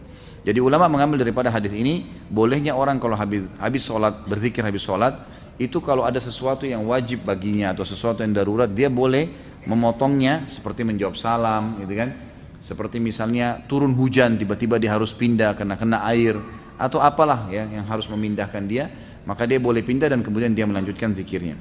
Ustaz, apakah boleh saf sholat diisi oleh, mohon maaf, orang yang terkena Down syndrome? Secara fisik dia sudah balik, tetapi ketika sholat orang tersebut sering mendahului imam dan gerakan sholatnya tidak berurutan. Tentu kalau dia sengaja atau memang dia ada kelainan jiwa atau apa, ini sebaiknya memang di masjid itu ada tim khusus yang mengatur ya. Jadi orang-orang seperti ini kalaupun dalam kondisi dia tidak sadar, dia tidak tahu hukum atau dia dalam kondisi gila misalnya, maka dia dibolehkan untuk keluar dari saf muslimin. Karena dia pun mengerjakan, dia bebas hukum, dia tidak ada taklif kan gitu. Tapi kalau memang dia hanya melakukannya karena tidak bisa tahan, karena memang masalahnya adalah sakit kakinya, dia akhirnya harus melakukan mendahului imam, maka solusinya kata ulama adalah dia boleh mengerjakan sholat sambil duduk. Cari inisiatif yang dia tidak mendahului imam. Karena kalau dia dahului imam tetap kena ancaman ya. Nabi SAW mengancam, siapa yang mendahului imam maka bisa saja Allah mengubah wajahnya menjadi wajah keledai. Hadis sahih riwayat Imam Ahmad masalah itu. Jadi sebagai ini ada pengurus masjid, dan saya sarankan pengurus masjid ini bisa lebih jeli melihat adanya orang-orang yang seperti ini, ada gangguan jiwa, ada orang yang sakit. Kalau di masjid-masjid di Saudi itu sudah biasa sekali kursi-kursi disiapin tuh. Di masjid itu banyak kursi. Jadi orang-orang tua yang tidak mampu untuk berdiri lama maka diambil kursi dan mereka sholat sambil duduk di saf. Itu sudah umum di Masjid Nabawi, di Masjid Haram itu banyak sekali. Pendapat yang paling kuat pada makmum membaca Al-Fatihah atau tidak di belakang imam, yang disepakati oleh para ulama, yang saya sebutkan dulu yang disepakati ya. Yang disepakati adalah kalau sholatnya sir, tidak ngerasin suara, seperti misalnya duhur, asar, kemudian rakaat ketiga maghrib dan 2 rakaat terakhir isya, gitu kan? Ini namanya sholat sir, kecilin suara. Maka wajib makmum membaca Al-Fatihah, wajib makmum membaca Al-Fatihah, gitu kan? Kecuali dalam keadaan ini khilaf ulama, bagaimana kalau dia baru membaca Ar-Rahmanir Rahim, Maliki Yaumiddin, imamnya Allahu Akbar ruku, apa yang dia harus lakukan? Jumhur ulama mengatakan ikuti imam. Karena dia sudah berijtihad, dia sudah baca, gitu kan? Tapi tidak selesai, sama dengan orang masbuk, baru Allahu Akbar, imamnya kita baru baca 2 Al-Fatihah sudah ruku. Apa yang harus kita lakukan? Jumhur mengatakan ruku saja. Imam Syafi'i mengatakan tidak, harus dia baca, nggak bisa. Dan dia boleh ketinggalan untuk mengejar Al-Fatihah sampai 3 gerakan. Kalau dalam mazhab Syafi'iyah, gitu kan? 3 gerakan artinya ruku, sami'allahu hamidah, sampai sujud pertama. Nah itu dia boleh tetap menyelesaikan Al-Fatihahnya lalu dia mengejar imam. Karena pentingnya masalah Al-Fatihah ini. Tapi kalau sholatnya jahar, ngerasin suara, subuh, 2 rakaat pertama maghrib, gitu kan? 2 rakaat pertama isya, maka ini hukumnya jumhur mengatakan tidak ada bacaan bagi makmum, kecuali imam memberikan jeda waktu. Beranjak daripada hadis yang sahih, bahwasanya Nabi SAW pernah mengatakan waladdallin, amin. Lalu tiba-tiba sahabat di belakang berlumba-lumba baca Al-Fatihah. Jadi ada suara bergemuruh gitu. Sehingga bacaan Nabi SAW, Nabi sendiri terganggu SAW, dan makmum juga tidak konsentrasi dengar bacaan ayatnya beliau. Beliau begitu salam lalu beliau mengatakan, mali unazi', kenapa tadi saya diganggu dengan bacaan kalian? Kata perawi hadisnya kalau saya tidak salah Abdullah bin Umar radhiyallahu anhu berkata, mulai semenjak itu saya tidak pernah lagi membaca Al-Fatihah di belakang Nabi SAW kalau sholatnya jahar, kalau sholatnya ngerasin suara gitu. Ulama-ulama seperti Imam Syafi'i rahimahullah melihat bahwasanya orang yang membaca Al-Fatihah baik sholatnya jahar, kerasin suara atau sir, itu wajib. Beranjak daripada hadis Nabi SAW yang berbunyi, tidak ada sholat bagi orang yang tidak membaca Al-Fatihah. Maka beliau tidak membedakan antara sholat berjamaah atau sholat sendiri. Ya, kalau sholat sendiri mutlak harus baca ya, tidak boleh sama sekali tinggalkan Al-Fatihah, batal sholatnya kalau tinggalkan Al-Fatihah. Kalau sholat berjamaah sebagaimana saya sebutkan tadi, khilaf diantara ulama itu. Imam Syafi'i semuanya, mau sholatnya jahar atau sir, semuanya harus membaca Al-Fatihah. Allahu alam, kalau kita simpulkan, kalau saya simpulkan dari pendapat-pendapat ulama ini, saya melihat kalau seandainya imamnya membaca Al-Fatihah dengan suara keras, jelas ya, kita dengar ya, kita dengar. Seperti sekarang ada mic. Lain kalau mati lampu gelap, tidak kedengaran suara atau kita terlalu jauh dari imam, itu lain. Walaupun sholat jahar tetap wajib baca Al-Fatihah tuh. Karena kita tidak dengar. Karena memang Allah berfirman, umumnya ulama berpegang pada ayat ini, a'udzubillahi minasyaitonirrajim, fa idza quri'al qur'anu fastami'u lahu wa ansitu. Kalau Al-Qur'an dibacakan, dengarkan baik-baik dan ya telitilah, jelihlah. Berarti kasusnya adalah kalau dengar. Kalau dengar kita nggak boleh berkata yang lain, gitu kan? Nah kalau imam sholat jahar, maghrib misalnya, tapi mati lampu, kita di saf ke-5 atau ke-6, ke-7 ke belakang, nggak dengar. Atau sholat di belakang perempuan tidak dengar sama sekali, mereka tetap baca Al-Fatihah selama tidak dengar. Tapi kalau mereka dengar Al-Fatihah itu seperti tadi imam kita Masya Allah membaca misalnya, kita dengar, dan pada saat mengatakan waladhdallin, kemudian semua mengatakan amin, begitu selesai amin imamnya baca langsung surah. Nah ini Allahu alam, yang lebih dekat pendapat ulama mengatakan tidak lagi baca Al-Fatihah, kembali kepada hadis ya, bacaan imam adalah bacaan makmum. Itu sudah ada hadis yang menjelaskan masalah itu. Tapi kalau imamnya jeli dan dia lebih faham masalah fikih menjadi imam, adalah setelah waladhdallin amin, imamnya diam jeda 7 ayat Al-Fatihah. Maka pada saat itu makmum silakan baca, gitu kan? Dia membacanya. Jadi ini tinggal tergantung bagaimana kondisi imam memberikan dia kesempatan. Allahu a'lam. Jika imam pada saat sholat maghrib pada rakaat kedua lupa tahiyat awal dan makmum mengingatkan dengan kalimat subhanallah, lalu imam turun tahiyat, apakah makmum harus sujud sahwi sebelum dan sesudah salam? Kalau imamnya sujud sahwi maka ikut semuanya. Kalau imamnya tidak sujud sahwi maka tidak perlu ikut sujud sahwi, gitu kan? Dan sujud sahwi ini teman-teman sekalian dilakukan kalau seseorang lagi sholat, kan sahwi itu artinya lalai ya, kelalaian. Itu kalau antum sudah pindah ke gerakan yang setelahnya. Misal kita pas sujud ternyata satu kali aja sujud, gitu kan? Tiba-tiba kita berdiri, subhanallah, pas kita duduk untuk berdiri ke rakaat yang setelahnya, kita teringat kayaknya tadi sujudnya baru satu kali nih, lalu kita sujud lagi, ini nggak butuh sujud sahwi. Tapi kalau antum sudah sempat berdiri, artinya sudah pindah ke gerakan yang setelahnya, sudah sempurna, baru teringat ini aja sujud sahwi, ini aja sujud sahwi. Sujud sahwi juga dengan dua cara, ada yang dikerjakan sebelum salam, ada yang dikerjakan sudah salam. Kalau gerakan-gerakan yang keliru dalam sholat, lalai, lupa, gitu kan, teringat sebelum salam, misal antum pas rakaat keempat ragu, ini 4 atau 3 ya, lalu antum tambah 1 rakaat, karena kalau kita ngingat ya, ragu 3 atau 4, kita cari rakaat yang paling sedikit, ambil 3 misalnya. Kata Nabi SAW, kalau kalian lupa 3 atau 4, pilihlah 3. Karena kalau seandainya pun dia sholat lebih 5, maka 4 rakaatnya sudah terpenuhi. Tapi kalau dia pilih yang ya lebih banyak, dianggap 4 ternyata kurang baru 3, maka akan kurang sholatnya. Jadi kan kita dianjurkan memilih jumlah yang lebih sedikit. Nah kalau teringat seperti ini sebelum salam, maka sujud sahwinya sebelum salam. Setelah baca tahiyat selesai, sujudlah 2 kali, dan bacaannya adalah bacaan-bacaan sujud. Ya, boleh juga ada bacaan khusus seperti misalnya bacaan yang dibaca sebenarnya dalam sujud juga ya. Ya Allah, Allahumma laka sajadtu wa bika amantu wa laka aslamtu, dan seterusnya. Itu ada doanya sendiri, bisa kembali kepada buku rujukan. Kemudian boleh juga membaca bacaan sujud, tetapi di antara 2 sujud tidak ada bacaan apa-apa. Sujud sahwi ya, sujud saja, baca bacaan sujud, kemudian duduk sebentar lalu sujud lagi. Jadi tidak membaca lagi Rabbighfirli warhamni dan seterusnya, gitu kan. Setelah itu berdiri baru salam sholat. Imam lakukan ini, Anda juga harus lakukan, walaupun imamnya yang lupa tadi, gitu kan. Karena kita kalau sholat berjamaah berbeda. Innama ju'ilal imam liyutamma bihis sholah, kata Nabi SAW. Imam dijadikan untuk menyempurnakan sholat seseorang atau pengikutnya. Kalau seandainya antum sudah bubar sholat, ini sudah selesai sholat, salam, begitu kita lagi zikir, ada di belakang kita tepuk. Akhi, ukhti, kayaknya tadi rakaat anda ini kurang 1. Tadi kayaknya ikut sama saya ini, sama-sama. Saya masbuk 2 rakaat, anda juga tadi 2 rakaat, tapi kenapa anda cuma tambah 1 rakaat? Kita diingatkan, lalu kita ingat, oh begitu ya, baik. Langsung berdiri pada saat itu. Berdiri tambah 1 rakaat. Lalu sampai salam, selesai salam baru sujud sahwi. Sujud sahwinya setelah salam, karena ingatnya juga setelah salam. Dan ini beranjak daripada hadis Bukhari. Nabi SAW pernah sholat asar 2 rakaat salam. Maka para sahabat diam semua, nggak ada yang nyaut. Tapi mereka bimbang, kok jadi 2 rakaat asar nih, gitu kan?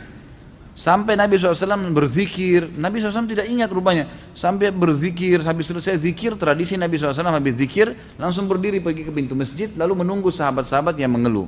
Atau yang menyampaikan apa sesuatu permintaan dan seterusnya. Ada satu sahabat mendekati mengatakan, ya Rasulullah, apakah turun wahyu? Ada wahyu baru turun mengubah asar jadi 4 menjadi 2, gitu kan? Atau anda lupa? Kata Nabi SAW, tidak ada wahyu turun dan saya tidak lupa. Nabi yakin sekali SAW dengan hikmah Allah tentunya ya, agar mengajarkan kepada kita bagaimana caranya kalau terjadi seperti ini.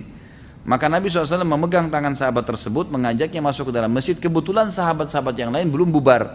Maka kata Nabi SAW, benarkah yang orang ini katakan, Kalau saya tadi cuma sholat 2 rakaat, serentak mengatakan benar ya Rasulullah. Maka beliau langsung menghadap kiblat, lalu beliau mengerjakan 2 rakaat sampai salam. Setelah salam baru beliau sujud sahwi, karena mengingatnya setelah salam. Di masjid teman ana beberapa pekan yang lalu, khatib Jumatan terindikasi Syiah dari khutbahnya. Apa sebaiknya yang dilakukan? Apakah meninggalkan sholat Jumatnya atau tetap meneruskan? Kalau masih belum ada sesuatu yang pasti, teruskan saja. Karena ulama sepakat mengatakan hukum sholat di belakang majhulul hal. Majhulul hal itu orang yang tidak jelas statusnya, itu sah, hukumnya sah. Kalau kita tidak tahu ya, kalau kita tahu orang itu musyrik, orang itu memang dasarnya sudah murtad, atau memang orang yang sudah terindikasi akidahnya rusak, dan kita tahu, maka itu baru kita tidak boleh sholat di belakangnya, cari tempat lain. Tapi kalau kita tidak tahu, maka hukumnya kembali kepada hukum asal ya. Jadi tidak perlu meninggalkan, cukup ya kerjakan saja kembali, atau dianggap sah insya Allah.